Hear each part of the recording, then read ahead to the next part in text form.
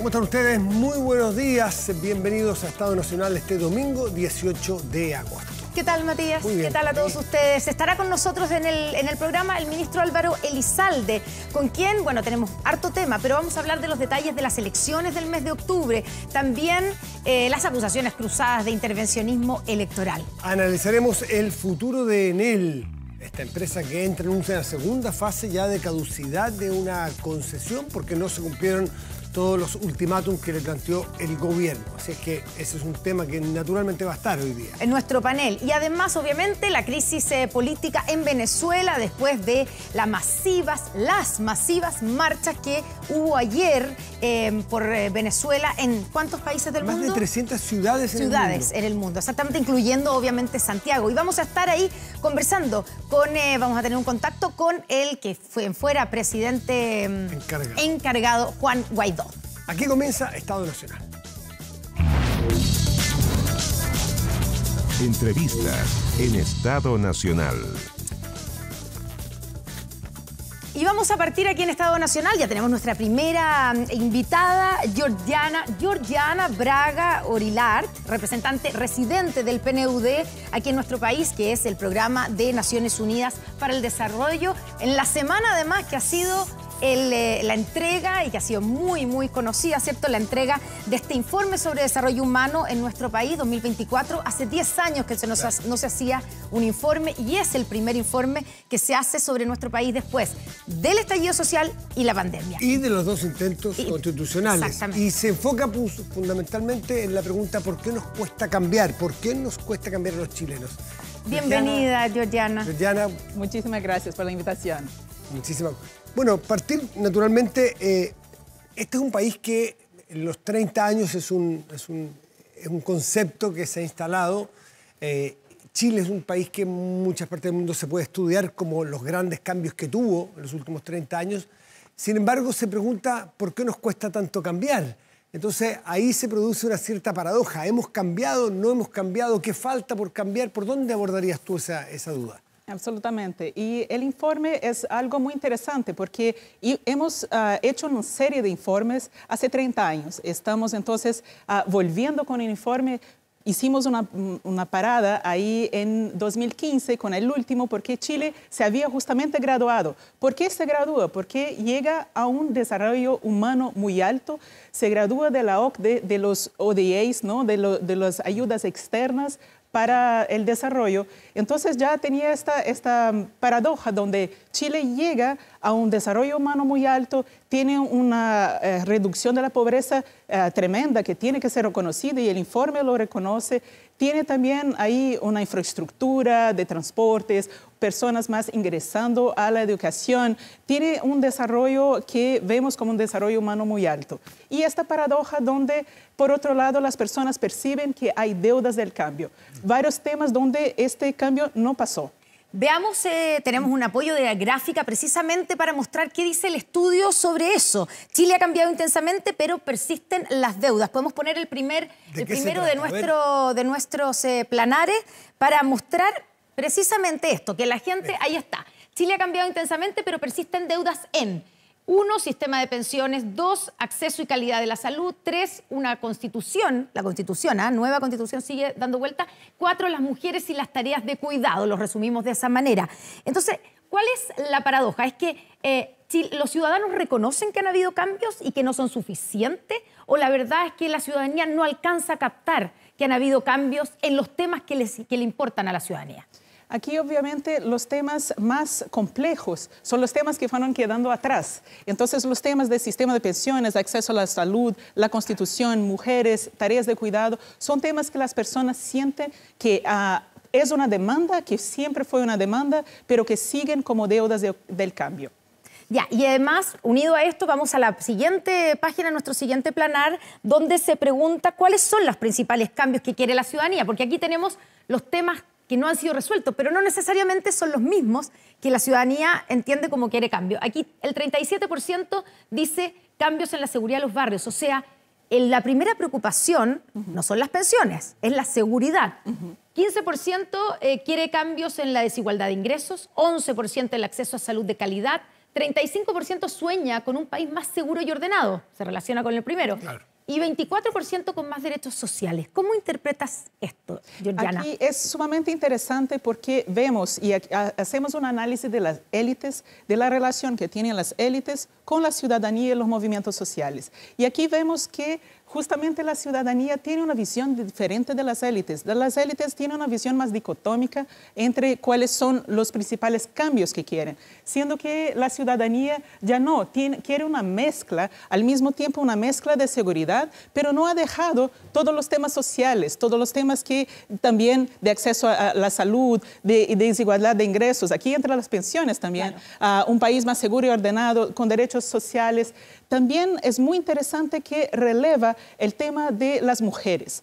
Tiene una aversión a la desigualdad en los temas de género. Y esto también es sumamente interesante porque uno piensa que los que van a poner seguridad como prioridad no van a relevar los temas de género, pero vemos que estos temas están muy presentes en la discusión. Disculpa, no están en las presentaciones que vamos a hacer y no estuvo tan en la discusión en la semana, pero es imposible no considerar que todos estos problemas que surgen, las inquietudes de los chilenos y las chilenas, se pudiera decir que son preocupaciones de segundo orden, de segundo nivel. Es decir, los primeros en algunos países puede ser todavía comer. Sí. Por ejemplo, el que tengan agua potable. Esas materias, no sé si en todos los países de Latinoamérica, el que tengan acceso o los precios a poder comprar, a poder llegar a fin de mes, ¿eso aparecen en alguna parte o eso tú los das como por superado? Porque son preocupaciones interesantísimas, los derechos sociales, la seguridad, pero tienes que tener cubierto una parte importante de los problemas básicos para poder entrar en esta segunda derivada, ¿o no? Absolutamente, por eso yo mencionaba que estamos en una complejización de los temas de desarrollo. Ya no son los temas más de base, porque Chile llegó a un desarrollo humano. Pero en Latinoamérica encontramos todavía, si hiciéramos esta misma radiografía en toda Latinoamérica, ¿encontraríamos otro catálogo de problemas o no? Absolutamente. Tenemos un índice de desarrollo humano global y salimos recién con un discurso, también con un informe también sobre los desarrollos globales. En Latinoamérica las preocupaciones son distintas. Lo que sí siempre está es el tema de seguridad. En Latinoamérica es transversal. Pero los temas de verdad que llegan en prioridad no son los mismos que Chile. Chile tiene esta capa de complejización, lo que es típico de un país que ha llegado a un desarrollo humano más alto. Perfecto. Decíamos al comienzo, Georgiana, que este es el primer estudio, el primer informe del PNUD después del estallido social, después de la pandemia y después de los dos procesos constitucionales. Y da la impresión que aquí hay lecciones que sacar, ¿cierto? Y quiero preguntarte sobre eso con nuestro siguiente también planar, que mostrando una ciudadanía más paciente y realista. ¿Qué es lo que pasa? Aquí lo que se dice que hace 10 años un 61% se inclinaba por cambios rápidos. En 2023 un 57% prefiere cambios graduales. Y esta cifra es bien impactante. Un 70% apoyaría un liderazgo cuyas promesas tarden en hacerse realidad si es capaz de ir en la dirección correcta. Aquí, ¿cómo se explica este cambio? Porque uno pensaría que el Chile del estallido social quería cambios profundos aquí y ahora. Y da la impresión que ahora, todos estos años después, la gente, no sé, entendió, comprendió, no le queda otra que decir, la verdad es que queremos cambio, pero tienen que ser graduales. Claro. ¿Cuál es la explicación? Aquí lo que hacemos es un análisis también de las personas, ¿no? Hemos visto personas que llamamos los gradualistas, personas que llamamos los impacientes, también los nostálgicos y los conformes que están de acuerdo con lo que está. Y de verdad que la mayoría de las personas en el día de hoy son gradualistas. Es decir, que imaginamos y hacemos un análisis que hubo un aprendizaje con los procesos constitucionales. Y esto es una ventana de oportunidad, no es algo que va a pasar siempre en el tiempo. No pasaba hace 10 años, pero aquí hubo un aprendizaje y este aprendizaje es una ventana de oportunidad, porque la gente comprendió que los cambios profundos, que esto es también lo que la gente pide, cambios profundos, no se dan de inmediato, se dan de forma gradual y de una manera donde las personas tienen que participar. Piden también participación, quieren hacer parte de este cambio. La experiencia del estallido y de los procesos constitucionales fallidos, ambos, explican este cambio de preferencia? Parece que sí, parece que las personas justamente con estos dos intentos constitucionales dijeron, mira, esto no puede ser en un año. No podemos cambiar todo de una manera tan drástica, que los cambios son muy profundos y que necesitamos, uno, hacer parte, porque más del 70% de las personas dicen que sí quieren hacer parte. También dicen que siguen valorando, y esto es algo muy importante también para Chile, que siguen valorando el voto, siguen valorando la democracia, que también es un aprendizaje de estos procesos. Ahora, un punto importante es la crítica que hay a las élites de cualquier tipo. Y ustedes hacen ese estudio entre la distancia entre las élites de todos los tipos, ¿cierto? Las sociales, las políticas, incluso las simbólicas, las económicas, versus la ciudadanía. Y ahí viene este concepto de la villanización de los liderazgos políticos. ¿Por qué no estamos cambiando en los temas que la ciudadanía siente que tenemos que cambiar? Y vamos al siguiente planar que grafica esa parte, los villanos del cambio según las personas. El 67% identifica a los liderazgos políticos como los principales obstaculizadores de los acuerdos para resolver los problemas del país. Se les acusa de poner por delante sus intereses personales, eso dice el 27%, de su falta de experiencia, preparación o conocimiento, 20%, y de no conocer los problemas de la gente, otro 20%, que pueden ser lo mismo, ¿cierto? Claro. ¿Quiénes son los villanos que no permiten el cambio, Georgiana? Aquí es muy interesante porque en estudios anteriores veíamos ya una distanciación entre las élites y la ciudadanía.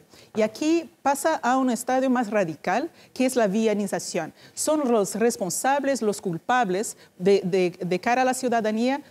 La ciudadanía dice, estos son las personas que están a bloquear el cambio, que no permiten que mi vida sea mejor. Entonces aquí es ya un estado bastante más elevado de villanización. Ven los políticos, la clase política, la élite política, pero también en segunda medida la élite económica.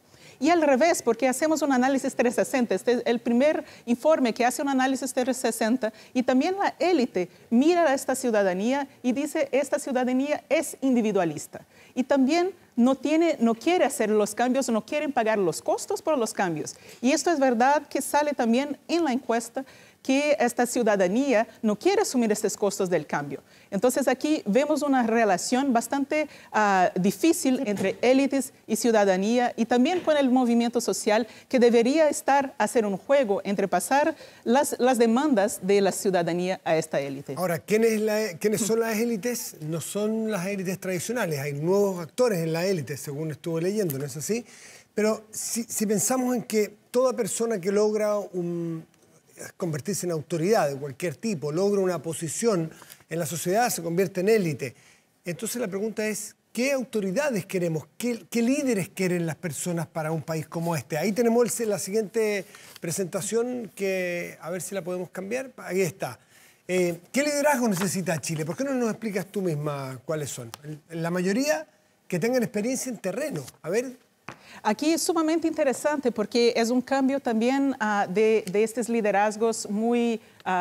el presidente los llamó de estridentes, ¿no?, en nuestra presentación del informe, pero que sí, lo que las personas están a decir es queremos que lleguen a acuerdos, para lo que estamos a pedir, que fueron la lámina anterior, para estos cambios que sean de seguridad, cambios sociales, económicos. Se valora el acuerdo, la posibilidad de acordar. De acordar, de avanzar. Las personas quieren que los temas avancen porque sienten esta deuda del cambio. Entonces estas deudas que han pasado distintos gobiernos y llegan al día de hoy. Entonces quieren hoy que sus liderazgos sean capaces de llegar a consensos.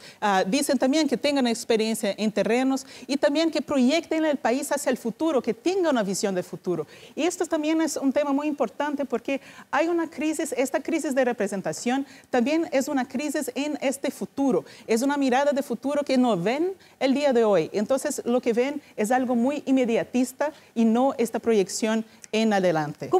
Para terminar, ¿cómo debiera leer los liderazgos políticos? Estamos a puertas, bueno, primero de una elección, ¿cierto?, ahora en octubre, que son las autoridades locales, podríamos decir, y después viene la elección presidencial y el parlamentario. ¿Cómo debieran leer la clase política, lo que le está diciendo la gente en este informe? ¿Qué modificaciones debieran tener?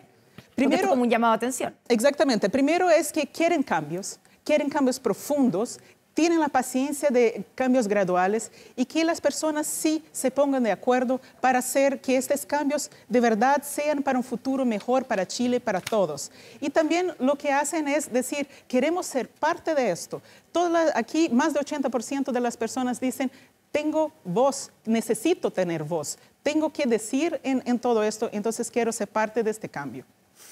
Lo último, esto no se hizo hace 10 años, decía Connie. Chile se compromete a seguir haciendo más porque había quedado un poco fuera de los estudios Chile. Se hizo por una petición especial del presidente, entiendo. Exactamente. ¿Se va a seguir haciendo? ¿Con qué periodicidad este estudio? Espero que sí. Normalmente lo hacemos a cada 2 años. Espero que volvamos ahí en 2 años a hacerlo nuevamente. Georgiana Braga, muchas gracias, representante residente del PNUD en nuestro país. Muchas gracias por estar con nosotros, Georgiana, por traernos este estudio y además aterrizarlo. Es público, sí, que lo pueden ver todos en la página del PNUD.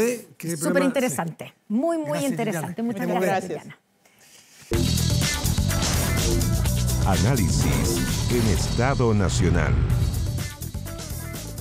Probablemente una de las preguntas que surge después de estas manifestaciones en más de 300 ciudades del mundo es si sirven de algo, que si cambian en algo la situación y la crisis política de Venezuela, parte de lo que le vamos a preguntar a nuestros panelistas invitados. Andrea Valladares, secretaria general de Renovación Nacional, bienvenida. Muchas gracias, muy buenos días. Y Gael Yoman, diputada del Frente Amplio. Gael, buenos días, gracias por venir.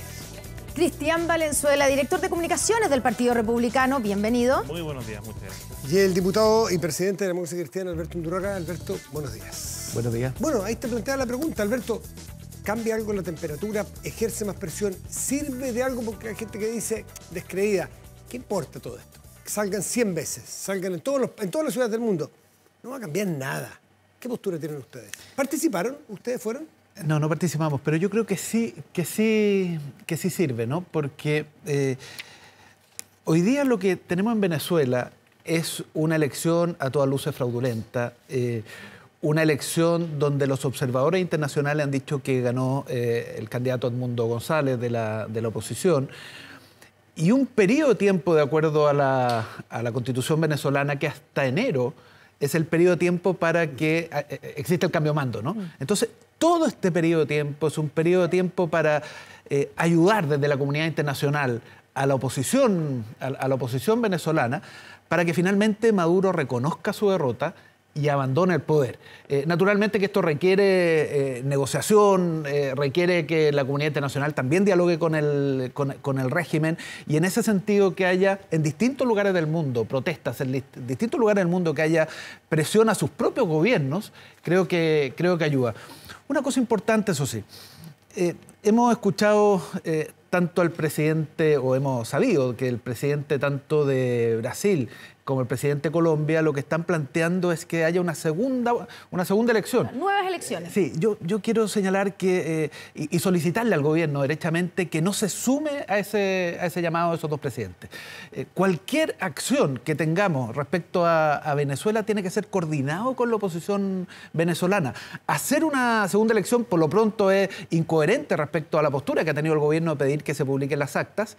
Pero además de ello, lo que conlleva es un reconocimiento implícito que es un fraude. Y si hay un fraude, bueno, declaremos entonces al ganador, que es Edmundo González. Creo que por ahí va el camino y todo esto internacional ayuda. Andrea Valladares, ¿el gobierno chileno debiera reconocer el triunfo, como se le está exigiendo de algunos sectores, de Edmundo González? ¿O tiene que quedarse en la postura actual? A ver, yo creo que personalmente... Que es presionar para que se publiquen las actas y se verifique quién ganó. Desde Renovación Nacional, y creo que en Chile, en la gran mayoría de las personas, hay convencimiento que el ganador de esa elección es Edmundo González, como lo han determinado los veedores internacionales. Alberto decía algo, ¿requiere Maduro en esta altura una negociación para entregar el poder? Yo creo que hay una pregunta de fondo. ¿De verdad alguien que perdió una elección necesita un proceso de negociación para entregarla? ¿Y si en las democracias normales se entrega el poder y debería reconocerlo. ¿Y si no aquí el punto.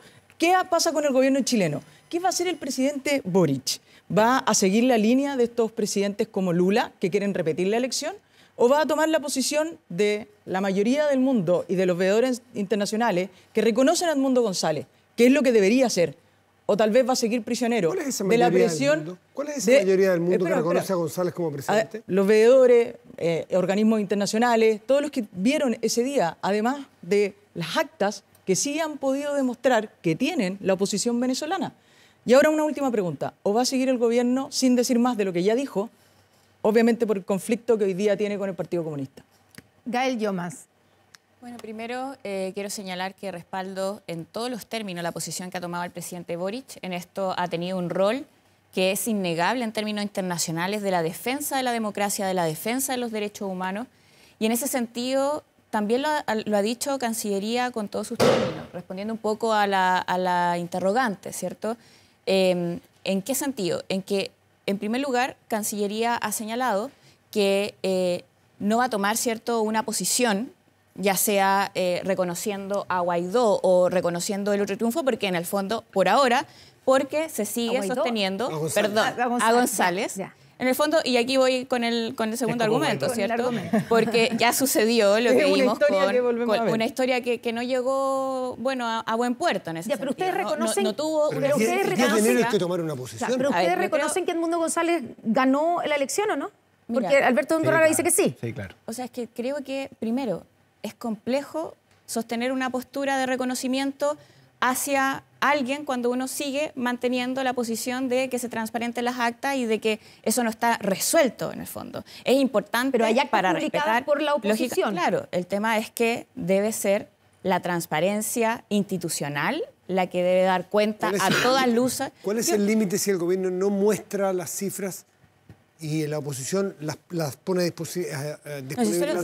Solo también quería responder un poquito a Alberto, porque Alberto señalaba, ¿cierto?, que es necesario no sumarse a la posición que tuvo el presidente de Brasil y el presidente de Colombia, y en esto la Cancillería ahí sí tuvo una posición, ¿cierto?, en el sentido de que efectivamente no se va a sumar porque considera que se debe transparentar las elecciones, y esa es la posición que majaderamente, porque creo que además es un principio democrático respetar la soberanía popular, pero por otro lado, además porque no es camino en la medida que tanto la oposición como también el régimen de Maduro tampoco se han puesto a favor de realizar una nueva elección. Ahora, lo importante, claro, ambas partes, entonces no llega a ninguna parte sostener el que se haga una nueva elección. Ahora sí puedo plantear también que me parece que cualquier camino debe ser de la cooperación pacífica, porque a todas luces esto va a tener repercusiones. O sea, nosotros tenemos una crisis de migración bien grande respecto a la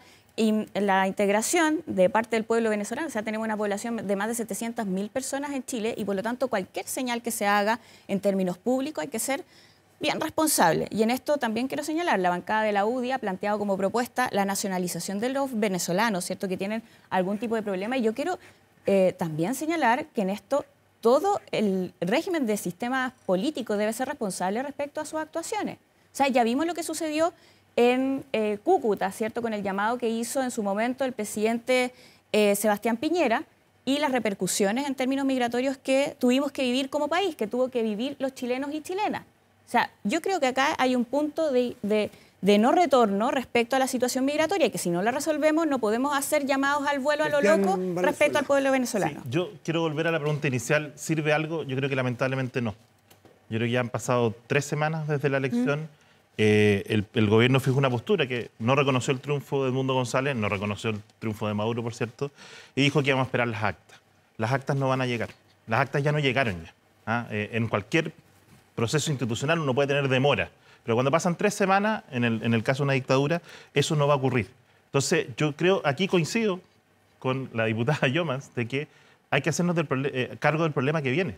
El problema que viene es la crisis migratoria. El problema que viene es lo que ocurre en la frontera de Venezuela con otros países.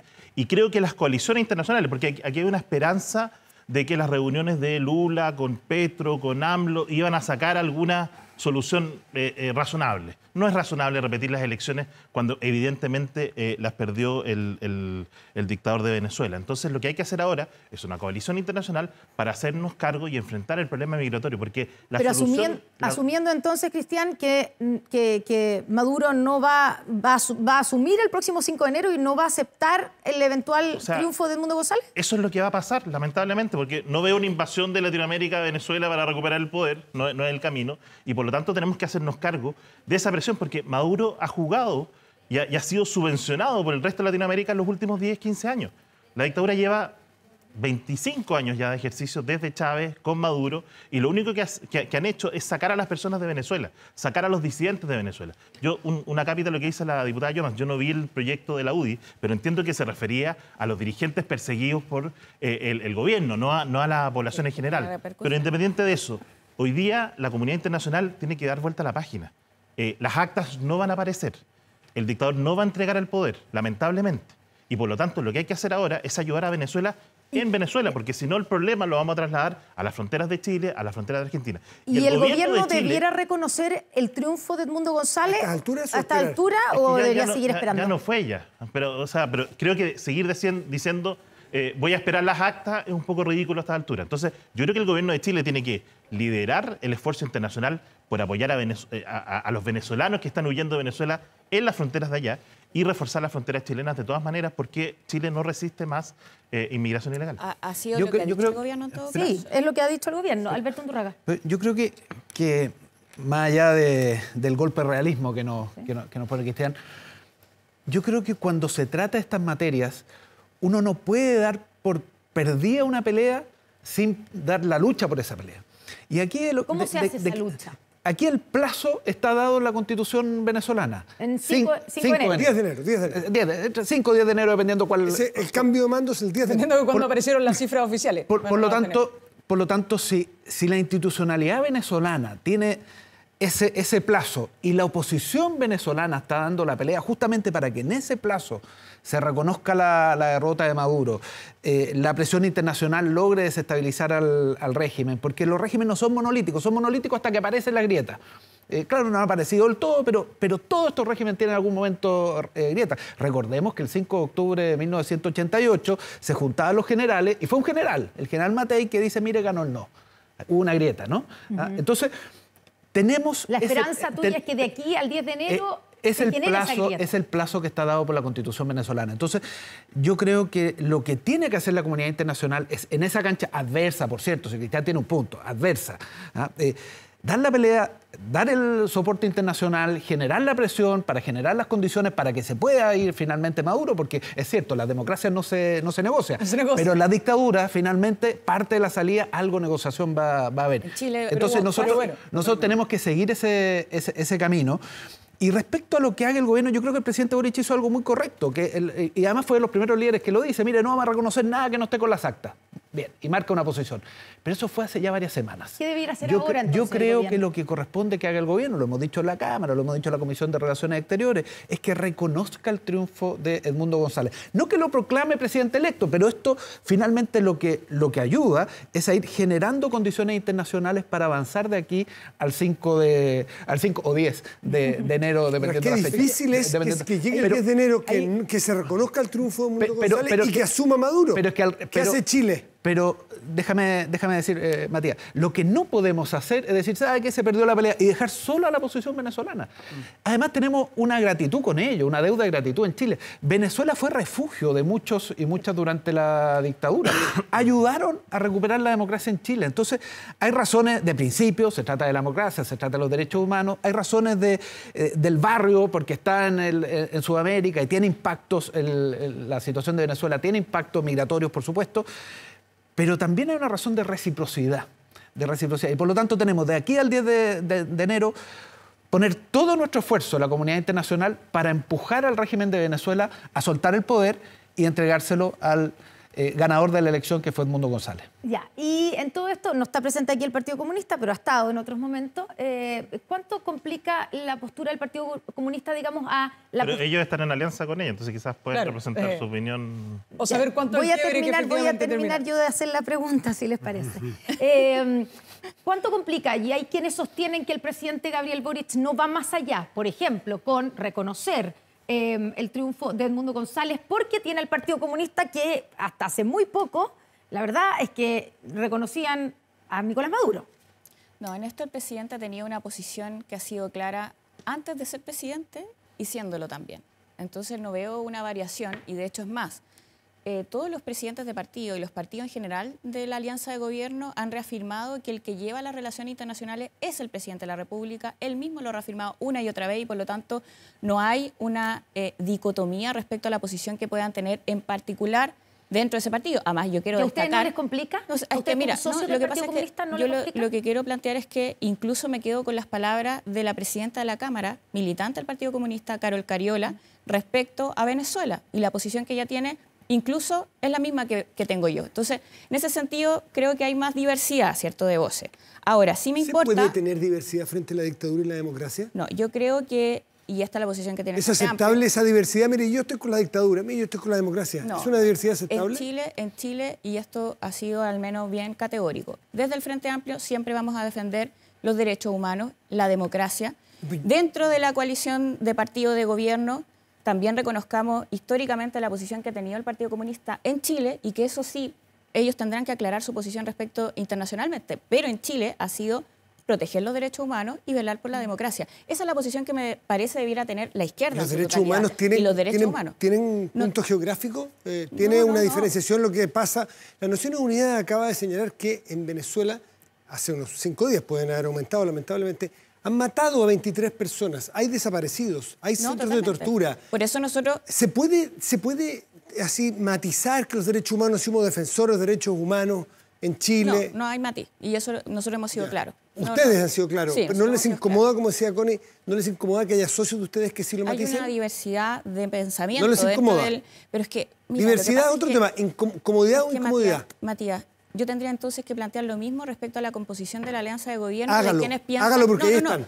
De quienes piensan de esta manera respecto a Israel y la posición que ha tomado ese país respecto al genocidio, y la posición que ha tenido también personeros dentro de la alianza de gobierno al respecto, tendría que marcar una línea divisoria con ellos, tanto con lo que ocurre en Venezuela. Entonces, ahora, a mí me parece ¿en su coalición también hay división respecto al tema Israel? Hay posiciones que sí, han sido distintas.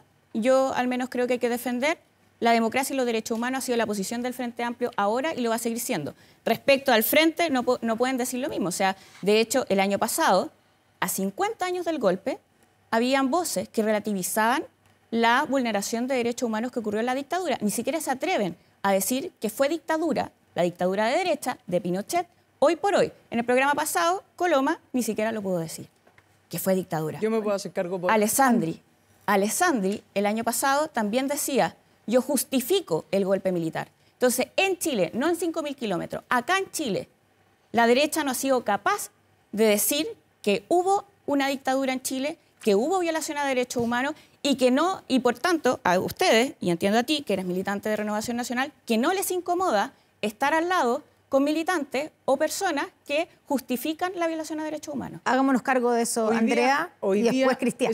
Eso no es así.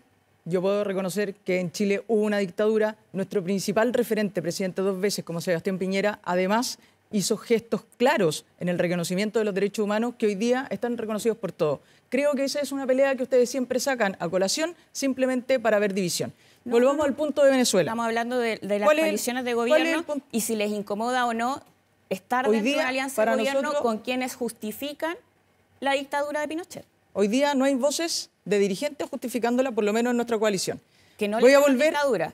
La UDI sí lo ha hecho. Sí lo ha hecho. Sí lo hace. Te estoy diciendo, Alessandri el año pasado justificó el golpe militar. Incluso fue sancionado por la Comisión de Ética por ello. Coloma, en el programa pasado, dijo que era una dictadura. Es que me hagamos la pregunta, ¿les incomoda? Y a usted también, porque no me ha contestado, ¿se le incomoda? Me dijo matiz aquí, pero no me dijo si le incomoda. O sea, es un problema grave hacer una coalición. A las dos. ¿Le incomoda a usted que el Partido Comunista tenga la posición que tiene frente al régimen venezolano? A mí me incomoda, obviamente, que no se defiendan los derechos humanos y la democracia por cualquier, y lo digo, respecto a Israel, respecto a Venezuela. No me emplee. Yo le preguntaré, mira, yo con la pregunta de claridad, ¿a usted le incomoda la posición que tiene el Partido Comunista respecto a las violaciones de derechos humanos en Venezuela, sí o no? Es que no es de todo el Partido Comunista, porque, por ejemplo, yo comparto la posición de Carol Cariola, que es militante del Partido Comunista. Ya, pero de la dirigencia del Partido Comunista. No la comparto y creo que la alianza de gobierno debiera sostener la defensa de la democracia y de derechos humanos. Para hacerle la misma pregunta, Andrea, para hacerle la exacta pregunta, Andrea, ¿a usted le incomoda la posición de la mesa del Partido Comunista frente a la violación de los derechos humanos sistemática, según Naciones Unidas, en Venezuela? ¿Le incomoda? Yo no la comparto y creo que no, no deberían tenerla. No deberían. ¿Pero le incomoda? Ese es mi punto. ¿Y le incomoda? Usted le preguntó a ella si le incomoda y yo le voy a hacer esa pregunta a ella. ¿A usted le incomoda? María, lo que pasa es que respecto a este proceso, que es mucho más reciente, no 50 años, ya. ¿cierto? Ok. No, no le incomoda entonces. No. Lo que quiero decir ¿A usted le incomoda la posición de la derecha? Yo entrevisté aquí al diputado Gustavo Benavente el día jueves de la UDI. Él dice que no va a decir dictadura, habla de gobierno militar y hay muchos otros. ¿Le incomoda tener dentro de su coalición gente que aún le cuesta decirle a la dictadura de Pinochet dictadura? Aquí hay un punto que es muy relevante. ¿Le incomoda? Es la relativización sobre los derechos humanos. Y creo que ahí sí no hay un punto distinto en nuestra coalición. Nadie ha relativizado las violaciones a derechos humanos. El resto es su posición sobre lo que ellos llaman gobierno y nosotros llamamos dictadura. ¿A usted no le incomoda? Creo que ese es un ¿esa punto relativización? distinto porque aquí estamos hablando sobre derechos humanos. En derechos humanos no hay relativización sobre lo que pasó. Pero también si defendemos solamente los regímenes democráticos, de llamarle a un régimen que fue una dictadura, no poder llamarle dictadura implica también creo que hoy día las una credenciales, creencia. pero es que creo que estamos partiendo de un punto distinto, que las credenciales democráticas de todos los que estamos, por ejemplo, en Chile Vamos, todos creemos en las mismas líneas de democracia y eso lo mantenemos. Ya, por eso ¿usted no le incomoda que algunos de sus socios, no sean capaces de reconocer que hubo una dictadura? No creo que esas sean las credenciales democráticas que hoy día demuestran. Ninguna de las dos es capaz de decir, en todo caso, que le incomoda, lo cual es bastante decidor para el público, creo yo. Oye, ¿cambiemos de tema? Cambiemos de tema. Otra de los temas de la... No vamos a seguir con Venezuela.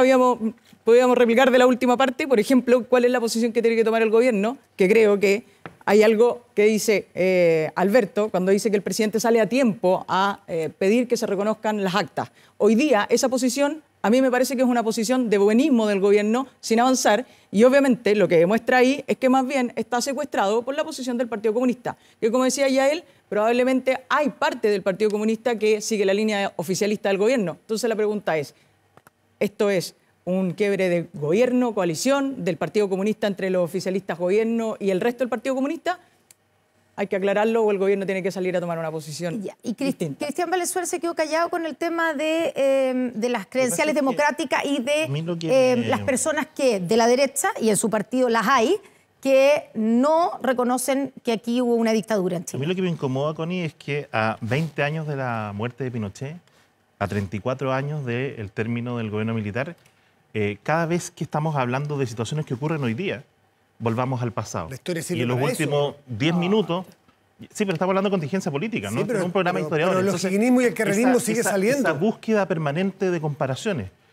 Yo al menos no estoy de acuerdo con la frase de Gael, porque Gael dice, aquí hay gente que justifica las violaciones. Yo al menos no justifico las violaciones de derechos humanos. Y me ha tocado varios programas hablar de este tema, me tocó hablar el año pasado de esto, y en Chile hubieron violaciones de derechos humanos y la gente está condenada y corresponde lo que está ahí. ¿Fue dictadura la de Pinochet? Mira, yo en el juego semántico que tratan de instalar siempre, de justificar las cosas, yo no caigo. O sea, es Pinochet dictadura murió la hace de 20 Maduro años, y no es dictadura ya hasta la de ahí Pinochet. hay posiciones distintas sobre la mesa. Hoy día hablemos del presente. Ya, pero ¿por qué se le exige además? Porque yo no le exijo nada. Al oficialismo decir que lo de Venezuela es una dictadura. Yo no le exijo eso al oficialismo. Ya no le parece que yo es relevante. Yo al oficialismo le exijo coherencia respecto a su apoyo. O sea, ellos llevan al candidato que es soldado de Maduro como gobernador de Biobío. Ellos que están allá. Esa es la realidad hoy día. Hoy día esa es la realidad. Matías hace referencia a los 20 muertos del informe de la ONU en el último tiempo. El informe de la ONU del 2020 hablaba de 1.500 muertos en un año. O sea, esto no es nuevo, no pasó a partir de la elección de Venezuela. Entonces, hablemos de Venezuela, hablemos de los problemas de Venezuela y tratemos de resolver los problemas de Venezuela en lo que le atañe a Chile y no retrocedamos 20 años, 30 años hacia atrás en el país. Sí, Alberto, me imagino que no se siente aludido cuando dice del candidato Navarro, porque no es el candidato de ustedes. No solo eso, pero claramente nosotros... Pero sí es el candidato de ustedes. Hay un candidato único del oficialismo, que es Alejandro Navarro. Nosotros tenemos... Esto es para la gobernación del Biobío. Nosotros tenemos una lista aparte en materia de gobernadores. Tenemos 3 candidatos. Jorge Díaz en Arica, que va a la reelección. Cristina Bravo en el Maule, que también va a la reelección. Y Vladimir Petikovic en Coquimbo, que es gobernador hoy día suplente, que va también a la elección. Pero yo quisiera ahondar... Biobío no llevan, ¿no? Biobío no llevan. ¿Y por quién van a votar? ¿A quién apoyan? No tenemos candidato, probablemente algunos voten nulo, otros voten blanco, en fin, va a haber distintas... Pero ¿cuál es la opinión del partido? Usted es el presidente del partido. Sí, claro, no tenemos ¿Por quién candidato. va a votar? Mire, nosotros esperábamos que el socialismo democrático pusiera un candidato en ese lugar. No puso candidato en ese lugar y eso nos genera un problema. Eso hace, nuestra gente no va a votar por la derecha, indudablemente. Pero bueno, usted eso como hace... presidente del partido, ¿por quién va a votar? Yo voto en Santiago. Ya, tiene razón. Buen punto. Pero el Frente Amplio sí apoya... Pero déjeme decirle, no tenemos candidato en la región del Biobío. Pero déjame ir al tema respecto a lo del Partido Comunista. Yo creo que hay un antes y un después en la relación con el Partido Comunista después de sus declaraciones de Venezuela. ¿Y por qué? Porque lo que está en juego es un principio elemental que tiene que ver con la democracia y con los derechos humanos. Es demasiada la evidencia que hay respecto al fraude de Maduro. Es demasiada la evidencia en esa línea. Entonces, que hay un sector de la sociedad en Chile que considere que no, que hay que apoyar a Maduro, la verdad que con ello hay un antes y un después. ¿Qué significa? Esto no lo dice uno solamente de la democracia cristiana, se lo hemos escuchado a Jaime Quintana, presidente del PPD, se lo hemos escuchado a gente del Partido Socialista, y la verdad que no decirlo es tapar el sol con un dedo. Y aquí hay una diferencia, y hay diferencia en otras cosas también. Fíjese que cuando el gobierno impulsa por la importancia del crecimiento económico, que lo es importante, impulsa una ley de responsabilidad fiscal, ¿quién vota en contra del Partido Comunista? O cuando se impulsan leyes como la ley Naim Retamal, dentro de los que votan en contra, en materia de seguridad, el Partido Comunista. Entonces, hay una diferencia. Más allá que yo entiendo que hay una razón que tiene el gobierno en esa línea, pero hay un antes y un después. Hay un antes y un después en la relación, y eso pensando en las próximas elecciones que vienen por delante, que son las elecciones presidenciales y parlamentarias, hay que tenerlo presente para la construcción de alianzas, para la construcción de listas y, por supuesto, para el mensaje que darle a la ciudadanía. ¿Usted no iría, la democracia cristiana no iría en un pacto el próximo año, elecciones parlamentarias y presidenciales con el Partido Comunista? No, no iríamos. Pero sí van ahora para las elecciones de octubre. Pero es anterior. Claro, para que la gente le quede claro. Entonces, en las elecciones de octubre, municipales de alcalde van unidos del PC a la DC. Entonces, déjame señalar. ¿Qué es lo que está en juego en las elecciones presidenciales? ¿Qué tipo de progresismo queremos? Porque entre conservador y progresista nosotros estamos en el progresismo. Pero es distinto un progresismo que valora la gradualidad, que valora la seguridad, que valora el crecimiento económico.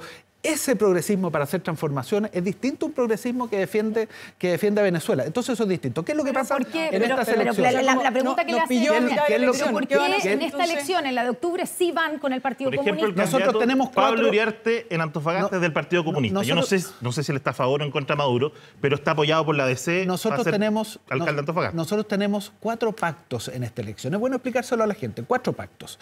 En el pacto de gobernadores, la democracia cristiana es el único que compite con el Partido Comunista del resto de los del pacto. ¿Dónde? En Coquimbo. ¿Por qué? Por razones electorales, Vladimir Petico, también por razones políticas, un proyecto distinto. Después está el pacto de Cores, que es distinto, cada partido compite en general solo.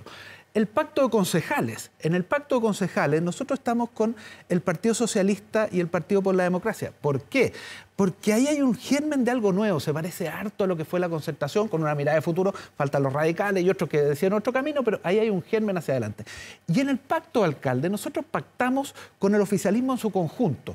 Incluyendo al Partido Comunista. Sí, por dos razones. Primero, por una razón... respecto a la cercanía que tenemos con buena parte del oficialismo, que es el socialismo democrático. Tenemos una cercanía hacia adelante con ellos. Y segundo, por el régimen electoral. Por 3 razones. Segundo, por el régimen electoral. En el caso de las municipales no hay segunda vuelta. Obliga al pacto. Y tercero, y con esto termino, Matías, para que no me haga... Es que necesitamos cambiar de tema. Y tercero, porque en las alcaldías la discusión es menos política. Yo fui alcalde 8 años en Maipú y es menos política. Gente de distintos sectores vota cruzado y ahí lo que se evalúa... Déjenos cambiar de tema porque... Los candidatos a alcaldes del Partido Comunista, por ejemplo, en Recoleta o en Santiago, son sus candidatos. Nosotros vamos a cumplir la palabra empeñada. Ya. ¿La política con amor o sin amor? Gael Llomas, ¿usted está de acuerdo con la salida de Isabel Amor del Cernamej de los Ríos o usted cree que debieran reintegrarla como han pedido algunos parlamentarios del oficialismo? No, a ver, yo creo primero que ha quedado claro además por la decisión que toma el ministerio, que está basada en la pérdida de confianza, ¿cierto?, respecto a ella.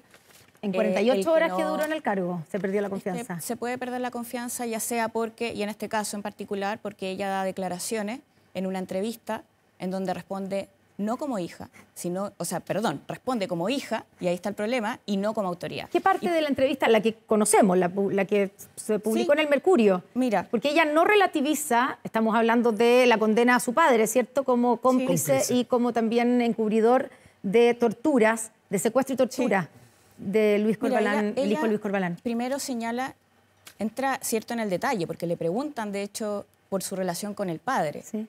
Le preguntan si le cree a su padre. Y ella dice que sí le cree a su padre. Sí, pero le cree a su padre en tanto la versión es la misma versión policial. Pero ella está hablando, a ella la están entrevistando y ella está asumiendo un rol de autoridad respondiendo en un caso tan complejo como la condena que tiene su padre por violación a derechos humanos. Pero ella no lo relativiza en sus declaraciones. Pero yo no estoy hablando, ella está diciendo, mira, y así voy a plantearlo. Ella dice, ¿cierto?, que le cree a su padre, ¿cierto? ¿Pero le cree qué? Le dice que le cree y insinúa, lo estoy leyendo para no decir cosas que no están dentro de la entrevista. Dice que, claro, que le cree cuando él le señala, ¿cierto?, cuál fue su rol o involucramiento, y en eso insinúa que por no haber tratado directamente con los civiles, no tuvo un rol importante, ¿cierto? Y eso es la insinuación que deja la entrevista, que no tuvo un rol importante en las atrocidades que se cometieron en la condena en particular del caso. Pero ella reconoce que él fue cómplice y encubridor, que es lo que dice la condena. Entonces, ¿cuál es la relativización?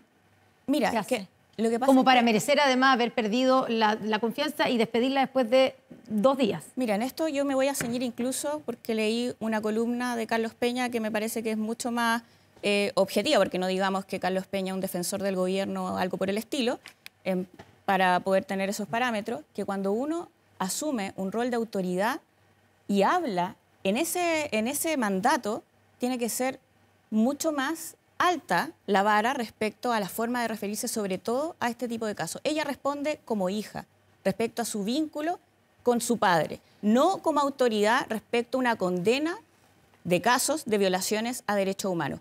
Y eso, a mi juicio, es suficiente justificación para una pérdida de confianza. Y no tiene que ver por ser hija de, porque si no, ni por ser de derecha, como dijeron algunos de los funcionarios. No tiene que ver, porque si no, no hubiera pasado primero todo el proceso inicial de nombramiento, sino que más bien tiene que ver con la entrevista, su salida.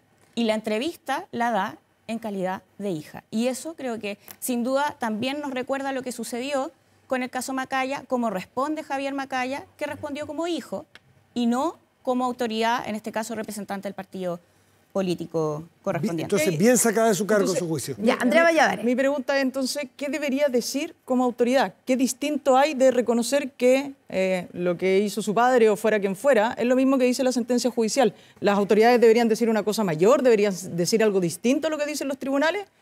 Creo que no hay un punto ahí. Luego, entonces, ¿ningún familiar de nadie podría hacer nada? ¿Qué pasa si en una entrevista que la estás dando en tu cargo te preguntan por algo personal? ¿No referirte, no decir nada? Dijo lo que tenía que decir y está de acuerdo con la sentencia. Por lo tanto, aquí lo que uno ve es que más bien el gobierno, en un tema que tenía que resolver, terminó haciéndolo un tema nacional, terminó sacando a una persona, además, diciendo que era por razones de confianza, cuando no lo era, que había un mal clima laboral en la instalación de 48 horas. Yo no sé cómo tiene que ser una instalación de 48 horas para generar eso. Cuando realmente después dicen, efectivamente, aquí había una entrevista, que además lo publicado supuestamente es distinto a algo que ni siquiera se dijo, un borrador que nunca fue publicado. O sea, podríamos llegar a sacar a las personas por aquello que alguna vez llegaron a pensar y no fue publicado en ninguna parte. Creo que esto es un error grave, gravísimo del gobierno. No. Alberto Undurraga, si así mientras habla Garriomans, ¿no está de acuerdo en que fue bien sacada de su cargo? No estoy de acuerdo. Primero, yo no conozco a Isabel Amor, pero mi solidaridad con ella por toda esta situación de justicia que está viviendo, porque primero un principio general, las personas valen por lo que son, por su trayectoria, por lo que han hecho, no por lo que pueden haber hecho o no sus padres o algún familiar, ¿no? Y en ese sentido ella es una profesional destacada, se ha ganado 2 veces la alta dirección pública, estaba en el INDH, antes fue donde también fue cuestionada en su minuto por organizaciones de derechos humanos. Y fue defendida por la directora, ¿no? es conocida por su liderazgo en materia de derechos humanos y defensa de la diversidad, en fin. Y resulta que, a propósito de las columnas, porque ya él nombraba una columna, yo también leí las columnas de la mañana, ¿no? Creo que Paula Escobar da en el clavo cuando dice, mire, ¿sabe qué? Aquí ella le cree a su padre, pero eso va en la línea de la condena. Es distinto a lo de Macaya, que creerle a su padre va contrariamente a la línea de la condena. Entonces, primero hay una diferencia en los casos y creo que no es justo con ella mezclar el caso. Y de lo publicado no hay nada reprochable. No hay nada reprochable. Entonces uno dice, la verdad, en 48 horas se pierde la confianza por un eventual borrador que además en un acto de confianza lo envía, mire, y si se corrigió, bueno, justamente para corregir aquello. La verdad que me parece un error del gobierno. Y la versión, y lo que dice Gael, y que lo dicen varios también, de que digamos, la respuesta que dio en esa entrevista está bien para ser hija, pero no cuando se es autoridad, y que como autoridad había que hacer una condena más, digamos... ¿Más allá de los tribunales? Una condena más radical, más fuerte, por el hecho de ser funcionaria pública. Eso es un poquito el... Sí, pero la pregunta casi hay algo reprochable, porque ella lo que señala, no relativiza en ningún momento la condena a su padre, ¿ah? Que es lo que corresponde a toda autoridad pública, distinto a lo que hace el senador Macaya. Por lo tanto, ¿qué es lo reprochable? Al menos de lo que se publica, ¿no? Y uno dice, no se advierten aspectos reprochables. Ahora, la pérdida de confianza, como no está regulada, se puede decir por cualquier cosa y la Contraloría toma razón de aquello. Pero esto es un error del gobierno, porque si el gobierno habla en materia laboral de exigir estándares a los privados, bueno, también debería tener un estándar en lo público. Y este error yo creo que es bien irremediable, ¿eh? Porque no creo, más allá que hoy día en la prensa hay varios que señalan que vuelva a su cargo, no creo que eso vaya a suceder, porque no creo que el gobierno dé del paso atrás, ya está tomada la razón por la Contraloría. Yo creo que es la mejor salida, ¿no? Cristian, y después Gael, que también quiere... Lo que dice Alberto al final, por una variante distinta, que tiene que ver con cómo el gobierno trata estas políticas, porque es muy bueno para instalar nuevas leyes, nuevas ideas. Yo no conozco a Isabel Amor, no sé si es de derecha o de izquierda, entiendo que algunos funcionarios la acusan de que era de derecha. Lo que sí tengo claro, porque ella lo declaró, es que no votó por José Antonio Kast en la última elección, sino que apoyó al presidente Boric y tenía una esperanza respecto a cómo iba a tratar el gobierno. En los últimos 2 años han habido más de 300 casos de maltrato laboral y acoso sexual en el gobierno de Gabriel Boric. La propia jefa de gabinete de la ministra de la Mujer fue acusada y denunciada por maltrato laboral. En La Moneda han habido casos de maltrato laboral en distintas instancias. Y me parece que el gobierno tiene un patrón de conducta que viene desde hace tiempo de tratar de ocultar estas cosas. A mí, yo de acuerdo 100% con Alberto, yo leo la entrevista y no veo ninguna relativización. Al contrario, veo un reconocimiento del rol de la justicia y se queda con eso pese a que es su padre y todas esas diferencias. Y lo que ha venido después de eso, una persecución, la citaron a conversar, supuestamente, la llamaban por WhatsApp, la ministra la amenazó en la radio cooperativa, diciendo que si esto seguía adelante, ella iba a mostrar el borrador de la entrevista que no salió.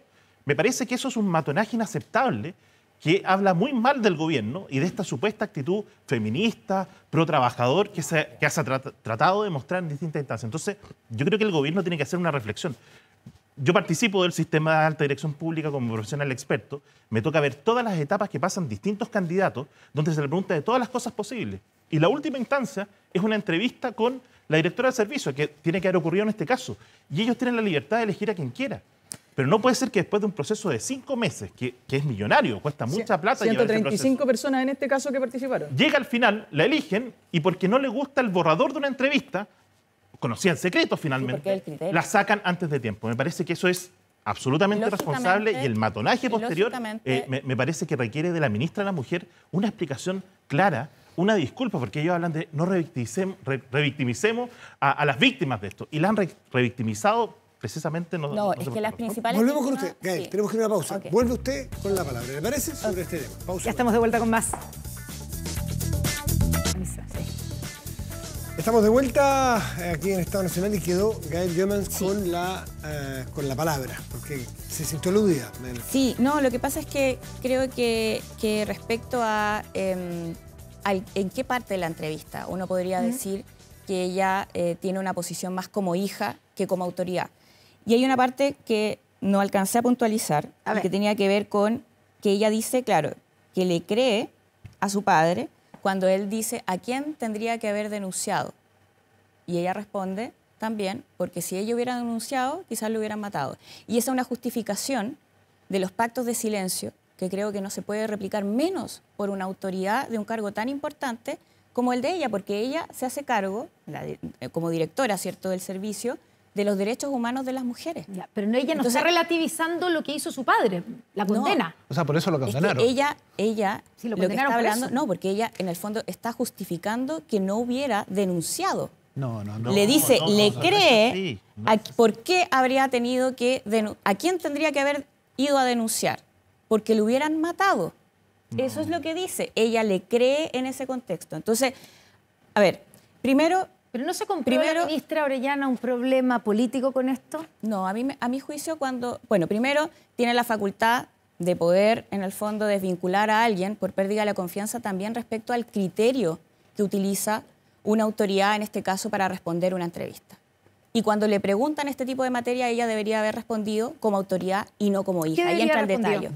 Ella debería haber dicho, mira, yo soy autoridad en este caso, mi condena es tajante respecto a la violación de derechos humanos, en este caso también, y yo me voy a referir como autoridad y no este caso en particular como hija. No lo hizo. Dice. No lo hizo. A él ya Y lo lo juzgó otro la que quería justicia y esa plantear, información lo otro que que respeto. quería- Mi postura siempre No, ha sido en ella contra de las dice- violaciones de los ella derechos dice- humanos. ella Es dice- que yo no sé si está leyendo el Yo le borrador creo- que te bueno, mandó sí, alguien. el borrador que se Es que el borrador no existe. que se Gael. mostró, ya El se vio borrador a la luz. No, es que no exista. aquí es lo que se publica. Esa y lo fue que la no se razón. publica. Esa Aquí fue hay la una entrevista razón publicada para y la en esa pérdida de entrevista confianza por la es que falta lo que de pasa es criterio que tuvo ella para Gael, responder la a ver, pregunta. Cristian, Y solamente quería puntualizar Deje otra que cosa termine, más. Cristian. Mira, aquí la estrategia del ministerio para aguantar esta arremetida de un error tremendo que han cometido a nivel comunicacional y político es hablar del borrador. El borrador no existe. Aquí lo que existe es El una borrador entrevista. es la En esa entrevista, la señora Amor da cuenta expresa de su respeto al fallo de la justicia, da cuenta expresa respeto a las decisiones de la justicia y de su defensa irrestricta a los derechos humanos, incluyendo el caso de su padre. Y él dice, está bien juzgado y yo me atengo a eso. Tú no le puedes pedir más que eso. ¿Qué más Tú estás podría hablando de decir? un borrador que no existe, que supuestamente permitió que las decisiones del... Eso no se publicó. Tú estás juzgando a alguien antes de que pasaran las cosas. Y eso es un error político del gobierno. No, Si esa entrevista se hubiera publicado en esos la términos, que directora, tú solo tú el sabes. borrador lo tuvo la directora y la decisión se toma por el borrador. Borrador que ahora Por eso, de hecho, por ya algo que no trascendió, está... así que lo sí, pero podemos por ver. algo que nunca fue publicado. Algo que ella no dijo Sí, públicamente. pero es el La criterio desvinculan por sí, algo... por pérdida de confianza, por la falta de criterio con la que ella responde, si cosa el- que puede replicar en otra oportunidad. Pero Y lo si otro de que hecho quería es tan responder criteriosa que pide, anteriormente... si esto puede déjame tener un terminar, por problema, favor. que lo revisen. Quería terminar de plantear un punto, porque tú planteabas respecto a el feminismo, la defensa de las víctimas. Cristian cerró la parte bloque anterior antes de irnos. 300 casos de maltrato laboral y acoso sexual que no se sabe, no se conocen estas sanciones. Déjame terminar. Cuando tú planteas eso, acá la principal víctima no es Isabel Amor. La principal víctima son los familiares de quien sufrió las torturas y violaciones a derechos humanos, que de hecho, lamentablemente, con todos estos casos, se revictimizan porque volvemos a hablar de su caso de tortura Pero que- y violación a los derechos humanos. ¿Cuál es la porque a responsabilidad de usted, Isabel Amor respecto de eso? No. Porque tú estás hablando de quién es la víctima. Las víctimas son ellos. Yo estoy hablando de Las la víctimas víctima, son la ellos. víctima de un y que caso lamentablemente, de desvinculación manera laboral y de oportunista, maltrato laboral. nuevamente, Tú estás desde la mezclando los derecha temas, se hace estás mezclando- utilización de Gael, estos ¿cómo casos leen sin ustedes? darle Mezclando absolutamente los importancia. temas. Y con esto cierro. No. Sin darle importancia No, a las consecuencias que pueda generar el Tú estás... tener Gael, el ¿por qué la nuevo ministra que del hablar de este Interior, tipo ¿por de qué la situaciones? ministra del Interior no pareció cerrar filas con su colega Orellana? Dice, ese tema está radicado en otro ministerio. Ella, como jefa política, no da la sensación de que hay una posición unívoca en el gobierno. No, mira, yo entiendo que ahí fue frente a la pregunta porque algunos sectores estaban solicitando que el presidente interviniera. Sí. Y esas decisiones están dentro del marco del Ministerio de la Mujer, pero es el gobierno el que toma la decisión. O sea, sin duda, esta es una decisión por parte del gobierno a la que le corresponde es a ella en particular, pero representando al gobierno. Así que en esto yo no ¿Tú veo crees que no hay, haya que hay una- apoyo del resto del gabinete Sobre a la todo- decisión? Sí, yo creo que sí. Ya.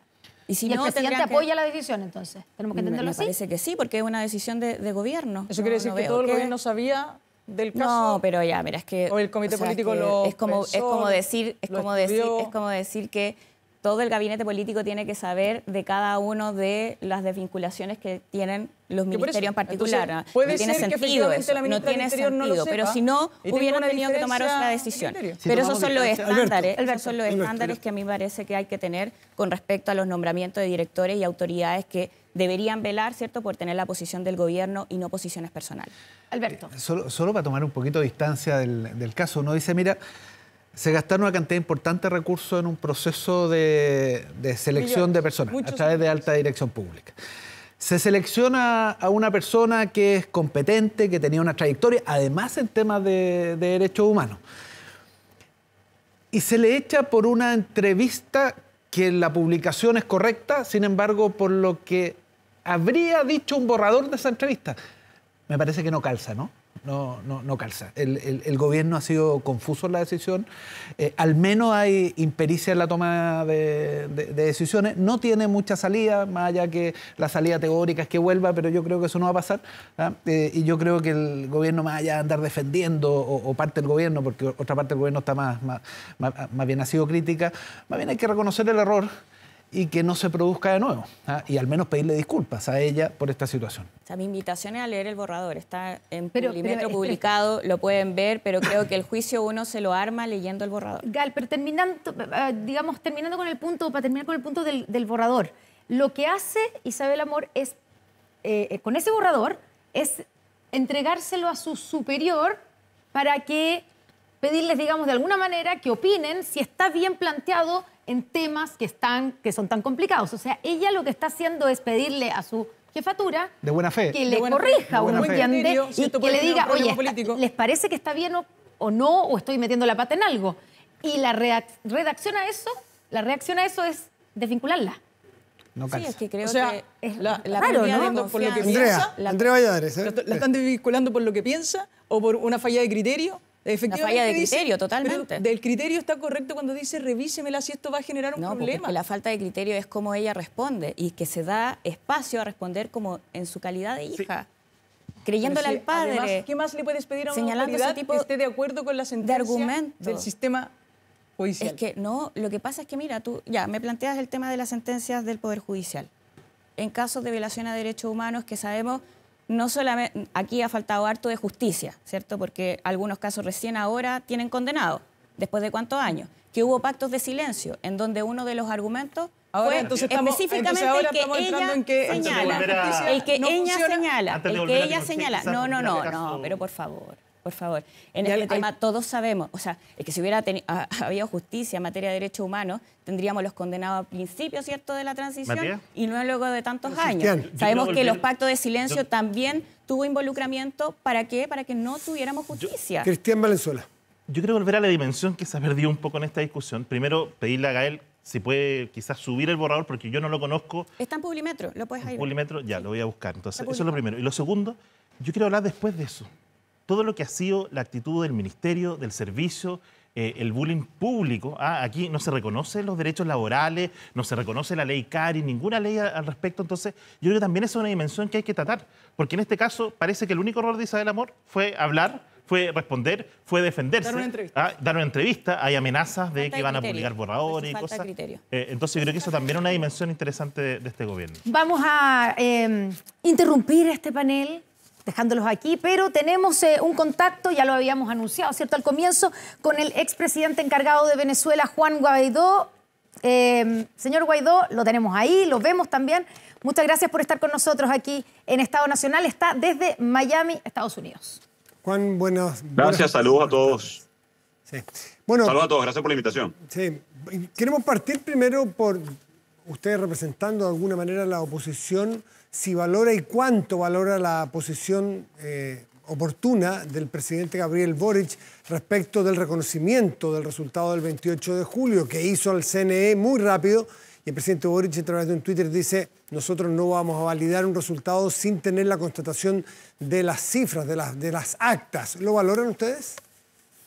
Sí, mira, fundamental. Partir del hecho del proceso del 28 de julio, del esfuerzo que hizo la Alternativa Democrática, María Corina Machado, Edmundo González Urrutia, recordemos que fue inhabilitada, básicamente perseguida judicialmente. En este momento más de 2.200 personas secuestradas desde el 28 de julio, casi 5 millones de venezolanos no pudieron participar en ese proceso y a pesar de eso, una gran demostración cívica de resistencia democrática para rescatar precisamente esas actas a las que hace referencia el presidente Boric o la demostración del triunfo de Edmundo González Urrutia. Así que a partir de la verdad, a partir del hecho de que ganó la democracia, básicamente en Venezuela, a pesar de, insisto, la persecución, todo lo que ha significado una competencia desigual, básicamente, para hablar en términos muy sencillos o muy llanos, y que aún así que por supuesto que es muy valioso que se parta de la verdad. Ahora, el gran reto que tenemos todos los demócratas, obviamente en Venezuela, en el exilio como mi caso, o presidentes en ejercicio como Gabriel Boric, es cómo proteger la democracia, cómo proteger el resultado, qué acciones podemos tomar para lograr una transición en paz y democrática en Venezuela. Ya, y en ese sentido, Juan, ¿qué es lo que usted cree que debería hacer o qué más debería hacer Chile para ayudar y para presionar, digamos, a Nicolás Maduro? Porque aquí no ha habido un reconocimiento, el presidente Boric no ha querido reconocer como presidente electo, digamos, a Edmundo González. Y uno de los argumentos que da es el caso suyo, lo que ocurrió con usted, que sí, donde sí se reconoció como presidente encargado en ese momento y que igual eso no impidió que Nicolás Maduro se mantuviera en el poder. ¿Usted está de acuerdo con el argumento o entiende el argumento de Chile para no reconocer a Edmundo González, el triunfo de Edmundo González?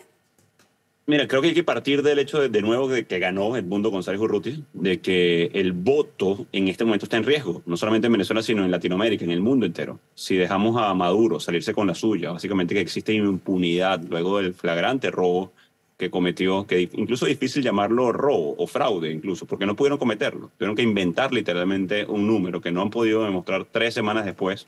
Como ustedes saben, ellos controlan el Consejo Nacional Electoral. No es que no tienen las actas, las tienen desde el mismísimo 28 de julio. No las muestran porque son la prueba de su crimen o de su delito. Ahora, de nuevo, y como lo decía al principio, ¿cuáles son las lecciones aprendidas de defender nuestra Constitución en el 2019?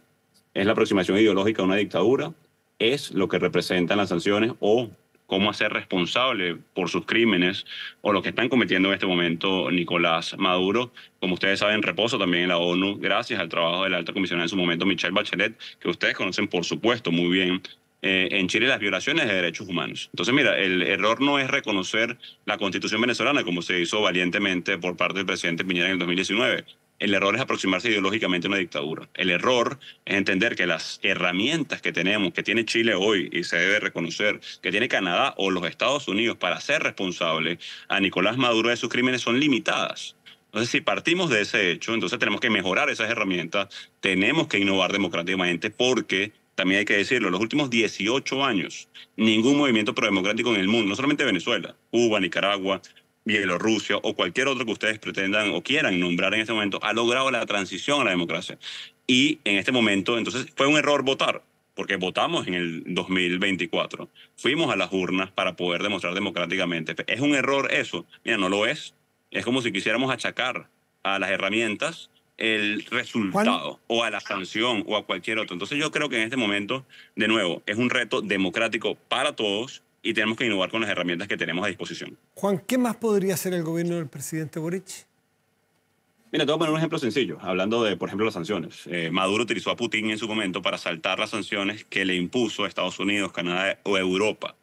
Luego, Putin comete el crimen de guerra que comete y se aproximó de manera multilateral las sanciones, por ejemplo, a Putin para evitar precisamente cometer el error, atención con la palabra, de permitir a un tercer país que se salga con la suya por un crimen o un delito. Entonces, mira, por ejemplo, aproximar de manera multilateral las sanciones o las consecuencias de un crimen es importante, no por aproximación ideológica, no por cualquier otra, un dictador es menos bueno o es malo, no.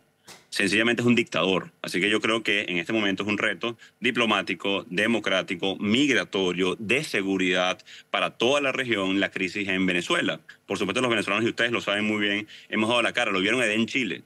Miles de venezolanos haciendo su parte, que no pudieron votar porque se los negó la dictadura, pero quieren visibilizar lo que está pasando en nuestro país y exigir lo básico, que se respete el resultado del 28 de julio para poder recuperar la democracia, para revertir el flujo migratorio, para facilitar el proceso. Así que mira, la respuesta a qué puede hacer Chile no es sencilla y hay que ser sincero en este punto con esto, pero parte de la verdad parte de que ganó Edmundo González Urrutia, parte de que las herramientas que tenemos son limitadas, que la Carta Interamericana de los Derechos Humanos hoy es poesía, y si queremos ejecutarla tenemos que comprometernos a ejecutarla y no simplemente hacer referencia aislada a ello. Veíamos lo que pasaba en la OEA y de nuevo deben dejar de ser elementos referenciales estas instancias para convertirse en instancias que realmente protejan a los ciudadanos, protejan la democracia y eviten impunidad, que obviamente van a proliferar este tipo de actitudes en dictadores como Maduro, Ortega o el régimen de Cuba.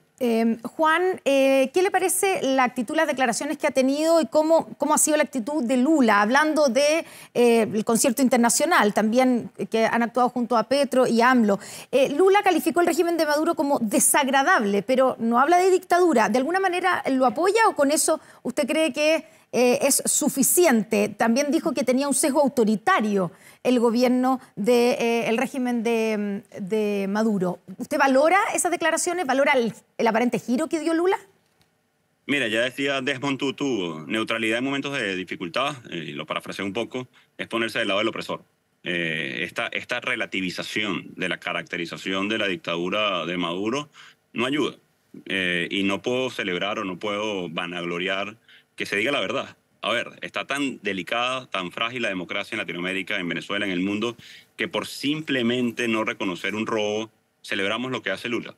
Yo espero mucho más del liderazgo de Lula y de Brasil. Espero mucho más del liderazgo de Latinoamérica, cuando los venezolanos sobre todo han demostrado una y otra vez resistencia democrática, oportunidades para recuperarla. Hemos hablado de negociación, buscamos a los noruegos para que nos ayudaran a facilitar.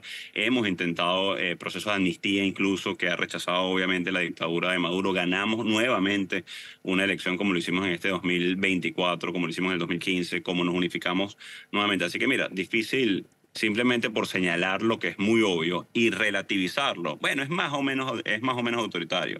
Mira, un asesinato es un asesinato y hay 27 desde el 28 de julio perpetrados por la dictadura de Maduro, 2.200 secuestrados. Es difícil decir, está más o menos secuestrado. Freddy Superlano, Roland Carreño, William Dávila, diputados de la Asamblea Nacional de Venezuela, liderazgo, o sea, perseguida María Corina Machado, no está más o menos perseguida, no está más o menos inhabilitada, no, la están persiguiendo. Así que mira, lo mínimo que se puede pedir es firmeza en algo tan sencillo como caracterizar en la verdad. Por eso cuando tú me preguntabas sobre el presidente Boric, bueno, hay que partir del hecho, insisto, de que Edmundo González Urrutia es el presidente electo y yo sé que da miedo el compromiso. Yo sé que da miedo porque eso compromete a la acción. Justamente, pero que corresponde. Juan, justamente a ese punto quería ir porque muchas de las personas que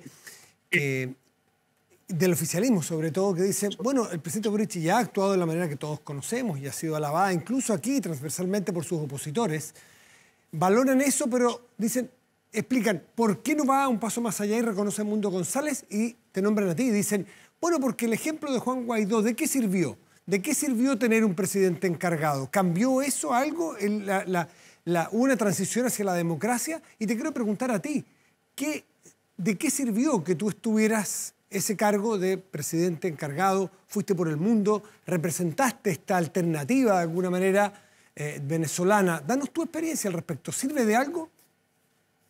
Mira, de nuevo, es como si dijéramos que el 2024, el 28 de julio del 2024 no funcionó porque no hemos logrado hoy la transición. Imagínense lo que significaría eso, insisto, para el voto de las herramientas democráticas.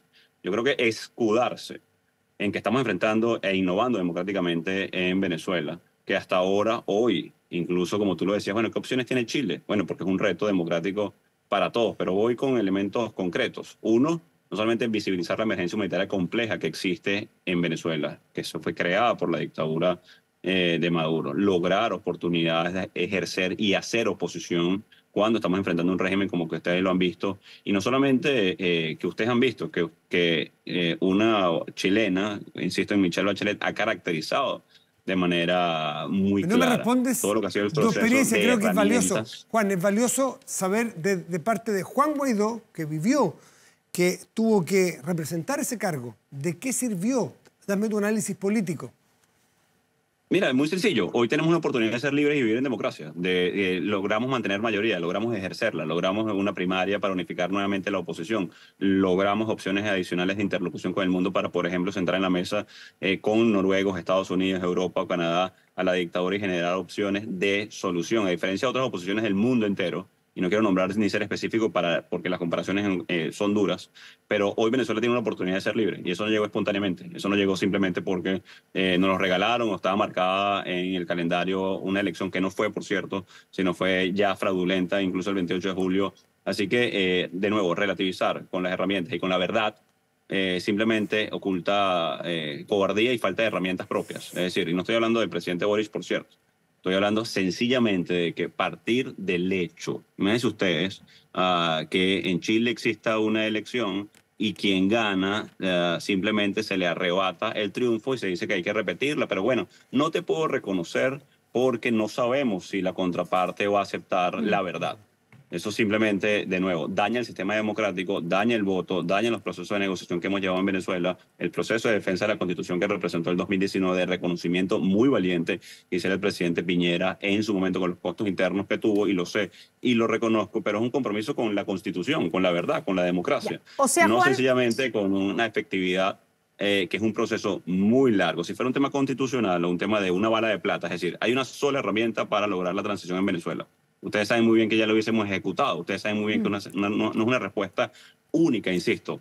Voto, lo hicimos el 28 de julio. Negociaciones, más de 17 en los últimos 8 años en Venezuela. Gobierno interino, defensa de nuestra Constitución, reconocimiento internacional, sanciones democráticas, informes de la ONU, informes de la OEA. Es decir, no es que hay una herramienta para, y atribuirle esto, insisto, es absolutamente, digamos, tiende a relativizar, para ser lo más diplomático posible en el comentario. Juan, para que quede muy claro, ¿usted esperaría que el gobierno de Chile reconozca el triunfo de Edmundo González y determine que es presidente electo?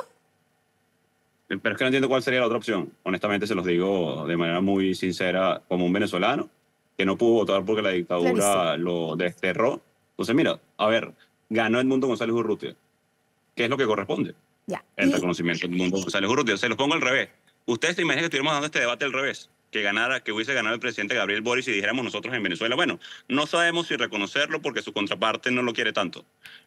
Miren, creo que es más que obvio. Pero la alternativa, Juan, la alternativa sería la que propuso María Corina Machado en su momento, por ejemplo, negociar, salvo los resultados, negociar una transición pacífica, lo dijo textualmente. Bueno, es que estamos intentando eso hace 8 años, como hay 17 procesos en el camino. Diríamos entonces que la negociación no es una herramienta, ¿no? Vamos a intentarla también. Vamos a intentarla también para que el régimen de Maduro y quienes lo sostienen, incluida, atención con esto, ustedes saben mucho más de esto, en Chile incluso, que es la Fuerza Armada. El rol de la Fuerza Armada en una transición, en procesos de justicia transicional, en procesos de amnistía, en procesos de negociación, en definitiva. Entonces, mira, de nuevo, no es que no hemos intentado negociaciones en Venezuela con facilitadores reconocidos como Noruega en su momento. Así que para nosotros es esencial. Y repetir las elecciones a la verdad. Y repetir las elecciones es inviable a tu juicio. Mira, no solamente inviable, es revictimizar a toda la sociedad, a los 2.200 detenidos en este momento, a los 27 asesinados del 28 de julio, a la misma María Corina Machado, que está hoy perseguida y perseguida físicamente y judicialmente porque no le permitieron participar en este proceso. Incluso llamarlo elección el 28 de julio ya es una exageración.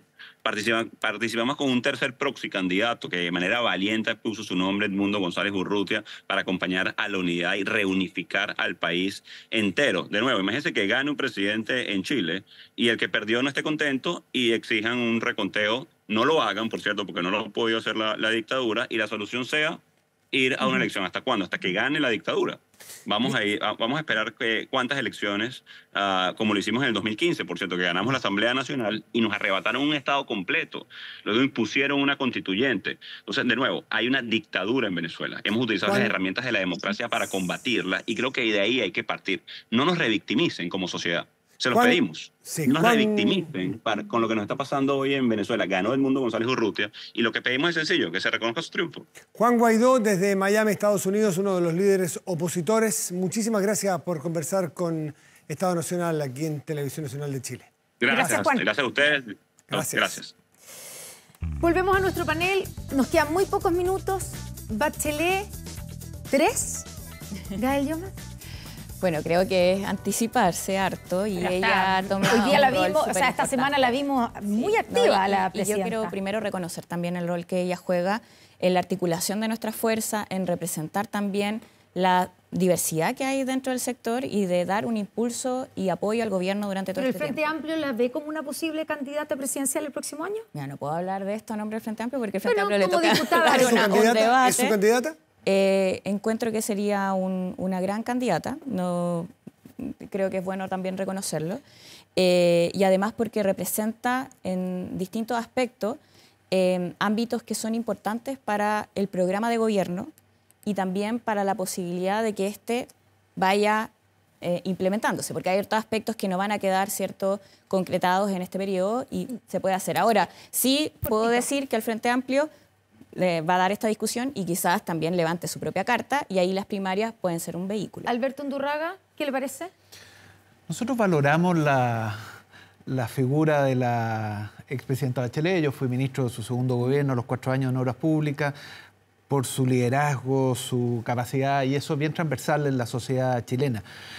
Y valoramos especialmente además que esté ahora en el apoyo a los candidatos y candidatas del pacto. Yo creo que... O sea, podría ser la candidata Ahí se van a presidencial juntar de la nuevamente. DC. Déjeme seguir en la línea, no me interrumpa.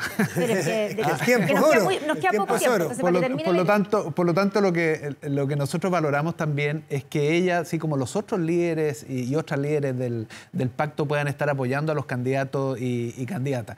Respecto a la presidencial, hablemos en octubre. Yo creo y comparto lo que decía hoy día Carolina Toá en una entrevista en el Mercurio, que es bueno que más allá de todos los liderazgos, y sin duda la expresidenta Michelle Bachelet lo tiene, es bueno que haya primarias porque es una forma de convocar ampliamente y además de ver las diferencias que hay entre un progresismo que valora la gradualidad, el Solo una crecimiento, pregunta, la seguridad, Alberto, no interrupción. versus Veo que los dos... versus progresismo que... Veo que a los dos les gusta Venezuela. Bachelet con matices, porque puede haber otra competencia. ¿Les gusta más Bachelet 1 y más Bachelet 2? Deme un número nomás. ¿Cuál les gustó más? A ver, cada uno de los presidentes de la concertación y de la nueva mayoría... No tiene número, no tiene número. Ha sido ¿Le buenos presidentes gustó para más su Bachelet época. 1 o Bachelet 2? Ay, mira, yo me quedo más con el 2 por la visión, Bachelet 2. ¿cierto? Muchísimas gracias. Yo me quedo con Bache 3. Me parece que es una excelente candidata para disputar las elecciones presidenciales. Yo creo que no anticiparse, ya está inaugurando consultores de salud, está haciendo distintas Bueno, pero el cosas. despliegue, José Antonio Cast también ha hecho Por supuesto, despliegue. y por lo tanto, Y legitimemos... Evelyn Matei se fue a Chiloé a legitime- apoyar a los legi- candidatos. Legitimemos que puedan ser candidatos. Yo creo, sí, es diferente. ¿Y por qué me gusta más la 3? Porque tiene que hacerse cargo de 1 y 2. Yo creo, mi humilde opinión, que Michelle Bachelet es una de las grandes responsables de la crisis de seguridad, de migración ilegal, económica y social que vive el país desde hace 10 años que estamos estancados y por lo tanto ella, como candidata, tiene que hacerse cargo de todos sus logros, pocos, y también de sus deudas y su mal legado para el país. Así que bienvenida Michelle Bachelet. Andrea Valladares termina. Hay un gran problema en el despliegue de Michelle Bachelet, que todos los candidatos efectivamente se están desplegando. José Antonio Cast, Evelyn Matei, pero Michelle Bachelet lo está haciendo con recursos públicos. Lo que fue a hacer fue a inaugurar un CEFAM, luego fue a Santiago. Ahí hay utilización de recursos públicos. Por ejemplo, asistieron a Santiago al acto que tenía 2 ministras actuales del gobierno. Entonces yo creo que está bien que los candidatos, quienes aspiran a ser candidatos, si ella quiere además tener un tercer gobierno, lo haga, pero lo que hay que cuidar son los recursos de todos los chilenos y ahí sí que no puede haber un doble estándar. Que Michelle Bachelet lo haga, pero lo haga con Señoras sus y recursos. señores, va a tener tiempo. muchísimas gracias, Alberto, Gael, Andrea, Cristian, por estar. A Juan Guaidó, por supuesto, ya lo despedimos, le dimos las gracias. Gracias por haber estado hoy día en Estado Nacional. Ya, y nos vamos a la pausa porque Pero- ya viene el ministro secretario general de la presidencia, Álvaro Elizalde, pero antes... Entrevistas en Estado Nacional. Y nos acompaña, ya está con nosotros el ministro secretario general de la presidencia, Álvaro Elizalde. Ministro, muy buenas tardes. Buenas tardes, ¿cómo están ustedes? Buenas Bien, tardes, pues. bienvenido. Queremos partir por algo que quedó del, no sé si escuchó la entrevista al expresidente encargado de Venezuela, Juan Guaidó, pero una de las cosas que dijo es que, así como valorando la postura que ha tenido el presidente Gabriel Boric con respecto a no, digamos, a no reconocer el supuesto triunfo de Nicolás Maduro, pero dijo que debía lo que tocaba ahora era que debía reconocer el triunfo de Edmundo González como presidente electo de Venezuela. ¿Qué cree usted? Sí, escuché la entrevista y usted le hizo la pregunta a propósito del efecto que había tenido el reconocimiento al propio Juan Guaidó. Obviamente él tiene una postura contraria o quizás no suficientemente objetiva respecto a lo que aconteció después. Pero lo importante aquí es que el gobierno de Chile ha fijado una postura a través del presidente de la República, que responde a convicciones profundas y que se ha transformado en un referente a nivel internacional. De hecho, Chile forma parte de los esfuerzos que se han llevado junto con otras democracias del mundo para, en primer lugar, exigir completa transparencia respecto de las elecciones venezolanas, en donde el presidente Boric ha señalado explícitamente que no va a reconocer un resultado que no esté debidamente acreditado y en donde el propio canciller ha señalado que los datos o la información habría sido eventualmente manipulada. No es la palabra exacta. Pero después de 3 semanas, ¿qué es lo que tendría que pasar para reconocer el triunfo de Edmundo González? Porque lo que ha dicho el gobierno es que se publiquen las actas. Bueno, pero después de 3 semanas, ¿de verdad creen que se van a publicar las actas de manera oficial? Porque las que se han publicado son las que ha publicado la oposición. Entonces, ¿qué más puede pasar? Pero no solo lo que dice Chile, es lo que tiene la declaración suscrita por múltiples países, entre estamos de acuerdo, Estados Unidos, ¿de verdad creen, países de la Unión Europea y países de América Latina, en donde lo importante es cómo los esfuerzos que se realizan permiten que efectivamente se inicie una transición democrática en forma, más allá de las declaraciones. Ya, y reconocer a Edmundo González puede ser contraproducente para esos esfuerzos. El canciller ha señalado que sería prematuro dado la experiencia anterior, pero en esto también hay que ser claro. La postura de Chile es una postura nítida. El presidente Boric yo creo que representa el gran sentir nacional. Yo lo he comparado con lo que hizo el presidente Lagos cuando señaló que Chile iba a votar contra la invasión de Irak en el Consejo de Seguridad de Naciones Unidas. Por tanto, estamos hablando de una postura, insisto, basada en principios, que ha puesto al presidente Boric como un referente a nivel internacional en un tema sin duda complejo, difícil, en que se defienden principios y convicciones muy profundas. Ministro, no solamente es nítida la postura del presidente Boric, fue temprana. Yo no encontraba una anterior. Creo que la primera que yo he encontrado fue minutos después de que el CNE en Venezuela dio a conocer el supuesto triunfo de Maduro, a través de un Twitter. Ha sido valorada transversalmente en Chile, por lo tanto ese tema se despeja. Nítida, clara y unívoca. Chile y fuera de Chile. Sí, ha sido mencionada como una forma de liderazgo internacional. Pero esa actitud, muy valorada, tiene una fecha de vencimiento, que es el 10 de enero. Porque el 10 de enero tiene que iniciarse un nuevo mandato. Y si Maduro no cambia su actitud, su posición, él se va a autoimponer o ¿cómo se llama? Se va a poner ¿cómo se llama ese día? Es el día en que se autoasume. Y ahí el presidente de Chile, o la política exterior de Chile, va a tener que decir quién es el presidente el 11 de enero, quién es el presidente de Venezuela. Entonces, quedarse en esta posición permanentemente y no variar o no evolucionar puede ser peligroso. Bueno, pero en ese sentido, el presidente Boric ha señalado explícitamente que no se va a reconocer un triunfo que no esté debidamente acreditado. O sea, si el 11 de enero no cambia la Constitución, Chile no va a tener un interlocutor en Venezuela. Mire, sobre el tema específico, respecto de cómo se van a llevar las relaciones diplomáticas, probablemente la Cancillería va en su momento a hacer los anuncios correspondientes, entendiendo que nosotros tenemos una comunidad muy importante de migrantes venezolanos y obviamente las relaciones diplomáticas son al servicio de las personas. No solo tiene que ver con relaciones entre Estados, sino que tiene que ver cómo las personas obtienen ciertos servicios que son fundamentales. De hecho, el retiro del personal diplomático de Venezuela ha significado un problema para los venezolanos radicados en Chile porque no pueden renovar sus documentos. Eso tiene efecto en lo que son nuestras leyes migratorias. También tiene efecto si es que ellos desean eventualmente viajar fuera del país. En fin, genera una complejidad y respecto de eso, obviamente la Cancillería en su momento señalará lo que corresponde. Pero lo que hay que rescatar es que el presidente Boric ha marcado un punto de vista que tiene que ver con una visión profunda respecto de lo que entendemos por la democracia, el respeto irrestricto a los derechos humanos y que, por decirlo de una manera, aplica una misma vara respecto de todo tipo de situaciones de similar naturaleza. Ya, pero para que quede súper claro, si llegamos a enero, cuando asume el próximo mandato y asume Maduro, que es la lógica que podría ocurrir pensando en dónde estamos hoy día, Chile no va a reconocer a ese gobierno y a ese presidente. El presidente ha dicho que no se reconoce el triunfo. Respecto de los otros temas más específicos, algo que obviamente la Cancillería va a ir informando en su oportunidad. Pero lo que está haciendo Chile, y eso lo quiero destacar, es participar de los esfuerzos de la comunidad internacional con el objeto de garantizar una transición pacífica que efectivamente permita que la democracia sea respetada en Venezuela. ¿Por qué Chile no se ha adherido a la posición de Petro y de Lula, por ejemplo? Cada uno juega su rol. Ellos también yo creo que contribuyen cuando plantean alternativas que independientemente que puedan ser acogidas o no, dan cuenta de que hay un cuestionamiento generalizado respecto al resultado. Decir que el régimen de Maduro es un régimen desagradable cuando tenemos a la vista crímenes dicho por la ONU, no dicho por una ONG de tal o cual partido o tendencia política, ¿no es negacionista decir que hoy día es un régimen desagradable y no una dictadura la de Lula? Mire, más allá de los calificativos... Perdón, la de Maduro, el régimen de Maduro. Sí, lo dijo Lula. Sí, lo dijo Lula. Sí, más allá de los calificativos, es evidente que en esas declaraciones hay una crítica implícita respecto a la situación que se vive en Venezuela. Y bueno, lo hemos visto a propósito del informe del Alto Comisionado de Naciones Unidas.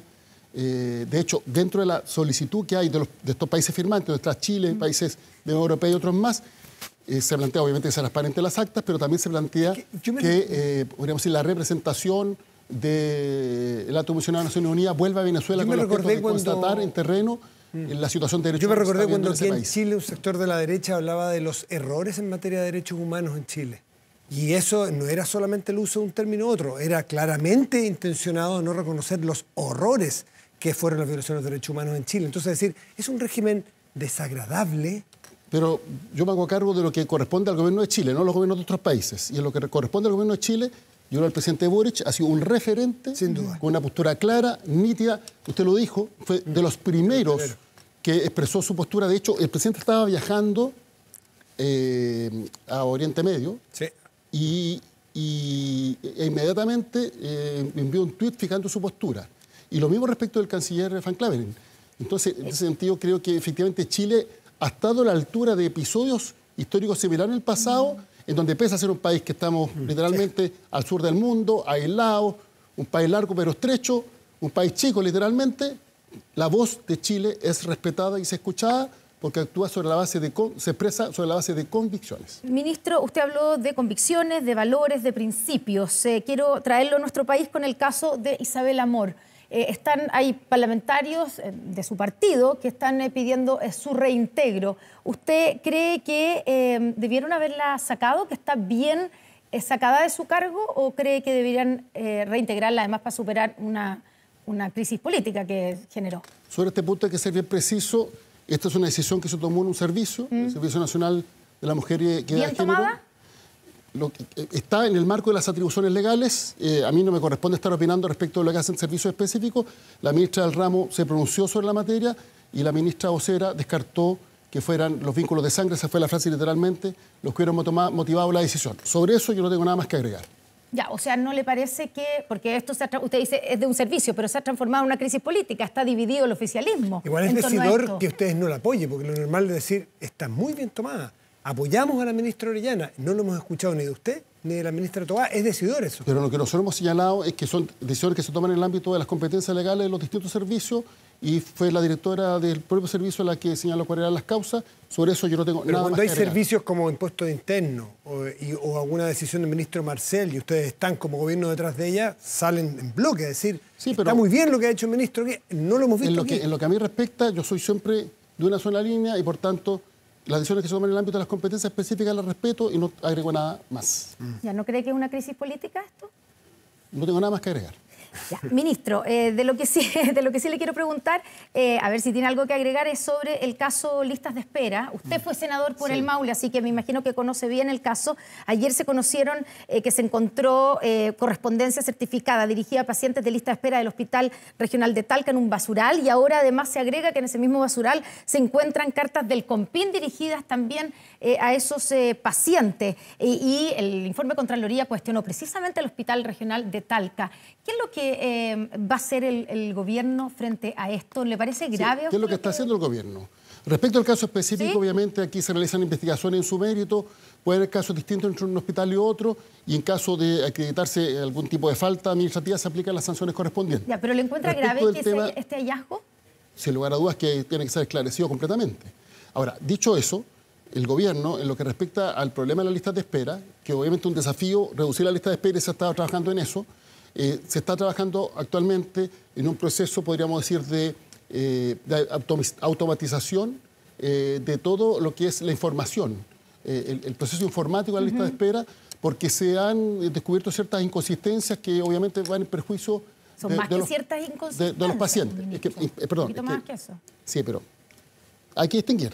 La situación específica que se ha producido en determinados hospitales, como ocurrió, por ejemplo, con el Sotero del Río, se está desarrollando un sumario y además una auditoría por parte de la Subsecretaría de Redes Asistenciales. Y respecto de lo que ha acontecido en los otros hospitales, se procederá de la misma forma. Esos son hechos específicos. Sí. Respecto al problema estructural, que tiene que ver con lo que se ha detectado a propósito de este proceso de automatización de la información de las listas de espera, obviamente se están haciendo todas las modernizaciones correspondientes con el objeto de que ninguna de esta información se pierda y por tanto se pueda actuar conforme a las necesidades específicas que hay en la materia. Por tanto, son dos niveles distintos sobre los cuales se está actuando. Ya, y se está haciendo lo suficiente, porque en el fondo la tesis que hay detrás del diagnóstico es que aquí el problema es que no hay una automatización, no hay una digitalización de la información y que entonces la información no se cruza. No hay aquí algo más, no hay negligencia. Es que no extrapole mis palabras, porque he dicho que hay dos niveles distintos. Son dos niveles distintos. Estoy pensando en respecto de las situaciones específicas acontecidas en determinados hospitales, ahí lo que corresponde es que se conozcan los resultados de ya sea los sumarios o la auditoría que se están llevando adelante para sacar conclusiones respecto a lo acontecido. Y en caso de que corresponda, se aplicará las sanciones administrativas correspondientes, valga la redundancia. Eso tiene que ver con casos específicos. Respecto del otro problema, que tiene que ver con que la información, obviamente, está en soportes que no son los adecuados por los tiempos que estamos viviendo, para poder cruzarla y poder evitar que se produzcan otro tipo de problemas, y particularmente para que se dé respuesta oportuna a la necesidad que existe en la materia, se está trabajando por parte del Ministerio de Salud en la modernización correspondiente. Mi pregunta es, en ese caso, en el último que usted está diciendo, donde hemos visto que se ha decretado fallecidos algunas personas que están todavía en lista de espera y por eso nunca más nadie las llamó, o una persona que la llaman después de 10 años de haber ingresado a la lista de espera cuando era chica y ahora ya creció. ¿Eso es simplemente un problema tecnológico? ¿Es un problema de cómo se ordena? No, y por eso es muy importante tener a la vista lo que arroje la información respecto de los sumarios y las auditorías correspondientes. Ahora, disculpe el paréntesis, pero aquí con toda propiedad sí comenta lo que hace otro servicio, dependiente de otro ministerio, respecto a lo que había dicho del anterior, que no se comenta lo que hace otro ministerio y otro servicio. No, dije que no tengo nada más que agregar sobre este punto. Ya, está bien. Son acciones que se están desarrollando y que están en curso. Yo no quiero llevar a la agenda legislativa, que es su ámbito de competencia directa y que es 25 horas al día dedicado a eso usted. Este fast track de agenda económica, que se supo el otro día, solo uno de 21 proyectos ya ha sido aprobado. En lo general, pero espero lo particular, ¿usted está satisfecho en el avance en el fast track económico, en esa agenda legislativa? Tenemos que seguir avanzando. Ahora, precisemos, en el primer fast track se estableció 31 proyectos, en rigor no son 31 proyectos, son 31 ideas legislativas, porque después se fusionaron algunos proyectos y otras ideas se incorporaron como indicación a proyectos que estaban en tramitación, pero eran 31 y se alcanzó a tramitar dentro de plazo y a aprobar más de 23. Ahora, dicho lo anterior, se acordó un segundo fast track legislativo con 32 iniciativas adicionales. De ahí hasta el momento se ha despachado una. Está en el Tribunal Constitucional, que es un proyecto bien importante, que es el de reincidencia. Pero si usted analiza los plazos comprometidos para el despacho de esta iniciativa, la primera etapa más relevante es en el mes de septiembre. Por tanto, todavía estamos a tiempo de despachar proyectos que son relevantes. Se establecieron 3 etapas. Unos proyectos que tienen que ser despachados de aquí a septiembre, otros proyectos que tienen que ser despachados de aquí a fin de año y otros que tienen que ser despachados de aquí a mayo del próximo año. Y por tanto hay una planificación de un itinerario legislativo que ha planteado el gobierno sobre la base de las urgencias y la presentación de los proyectos y las indicaciones correspondientes. Ahora, esta tarea no solo depende del gobierno. Muchos gobiernos dicen presentamos el proyecto de ley y al día siguiente se desentienden del desafío. Al contrario, la ministra Tobá fue la que inauguró esta nueva fórmula, que no solo el gobierno presenta el proyecto, sino que además empuja la carga con el objeto que se aprueben las iniciativas, y nosotros esperamos que se cumplan las urgencias que hemos presentado para efecto de tener un despacho adecuado y oportuno de parte de todas. Pero en el caso de la agenda, del fast track de la agenda económica, el plazo autoimpuesto por el gobierno en mayo de este año era contar con la mayoría de las iniciativas aprobadas a fines de septiembre. Eso ya no se cumplió. ahí yo diría que es distinto, porque efectivamente se puso como una fecha, digamos, más corta, pero estamos hablando de 21 iniciativas. Sí. Y por tanto, cuando incluso se hizo el punto de prensa, se señaló que era altamente probable que parte importante de estas iniciativas fueran finalmente aprobadas con posterioridad. Pero ¿Y para qué se puso esa meta entonces? No, se planteó, ¿Si era incumplible? No, porque lo que hablamos cuando hablamos del fast track legislativo, estamos hablando de un fast track que esperamos sea despachado en su totalidad dentro del mandato de gobierno y por tanto dentro del año y medio que queda de gobierno. Y se está haciendo el esfuerzo en ese sentido. Por ejemplo, el cumplimiento tributario se está avanzando. Sí. Hay otro proyecto muy importante que es el de permisos sectoriales. Son todos estos proyectos técnicamente bien complejos. O sea, no es que se despachen en 1 o 2 sesiones, requieren audiencia, requieren escuchar a los expertos, muchas veces requieren indicaciones para incorporar los puntos de vista de los parlamentarios, toda vez que son iniciativas exclusivas del Ejecutivo, eventualmente presentar esas indicaciones. Y el esfuerzo que se está haciendo es para que finalmente sean despachados dentro del mandato de gobierno. Ya, y en el fast track de seguridad, en 3 meses, que fue el primer fast track, aprobó 6 proyectos y digamos... Y ahora uno, sí. Y ahora recién uno. Esa fue una información que yo entregué al Congreso Nacional la semana pasada. Sobre eso, aquí nosotros como gobierno obviamente presentamos las urgencias, presentamos los proyectos y presentamos las indicaciones.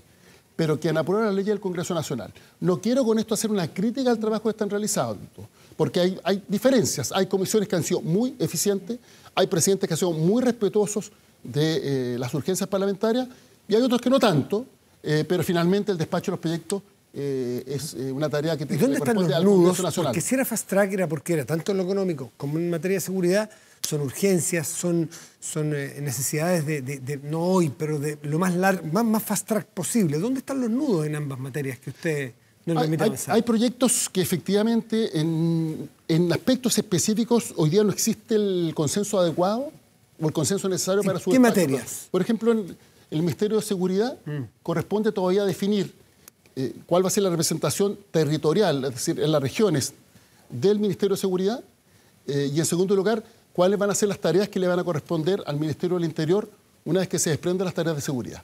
Y por eso está dialogando con la oposición, también con el oficialismo, con el objeto de arribar a un acuerdo, pero ese proyecto ya está en comisión mixta. O sea, comisión mixta es cuando ya pasó primer trámite, pasó segundo trámite, hubo diferencias en el tercer trámite y ya está en la etapa final de la tramitación.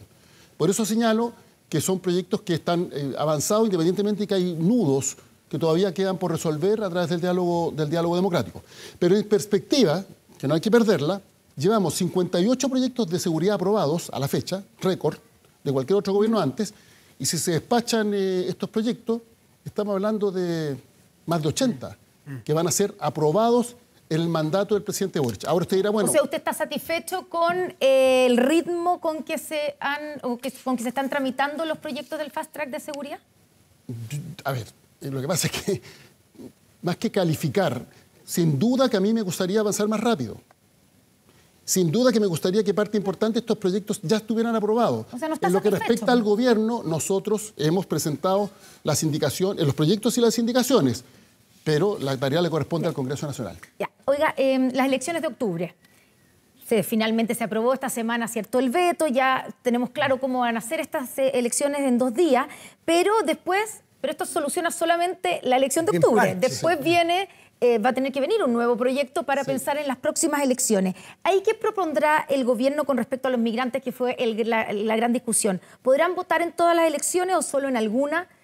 ¿Van a tener multa solo los ciudadanos o todos los electores? En primer lugar, usted vio toda la controversia que generó incluso la estridencia en la tramitación del veto, pero lo cierto es que en el Senado, 43 de los 45 senadores y senadoras presentes votaron a favor, 138 de los 140 diputados y diputadas presentes en la sesión votaron a favor. Estamos hablando de una aprobación transversal por amplia mayoría respecto de las observaciones que realizó el presidente de la República.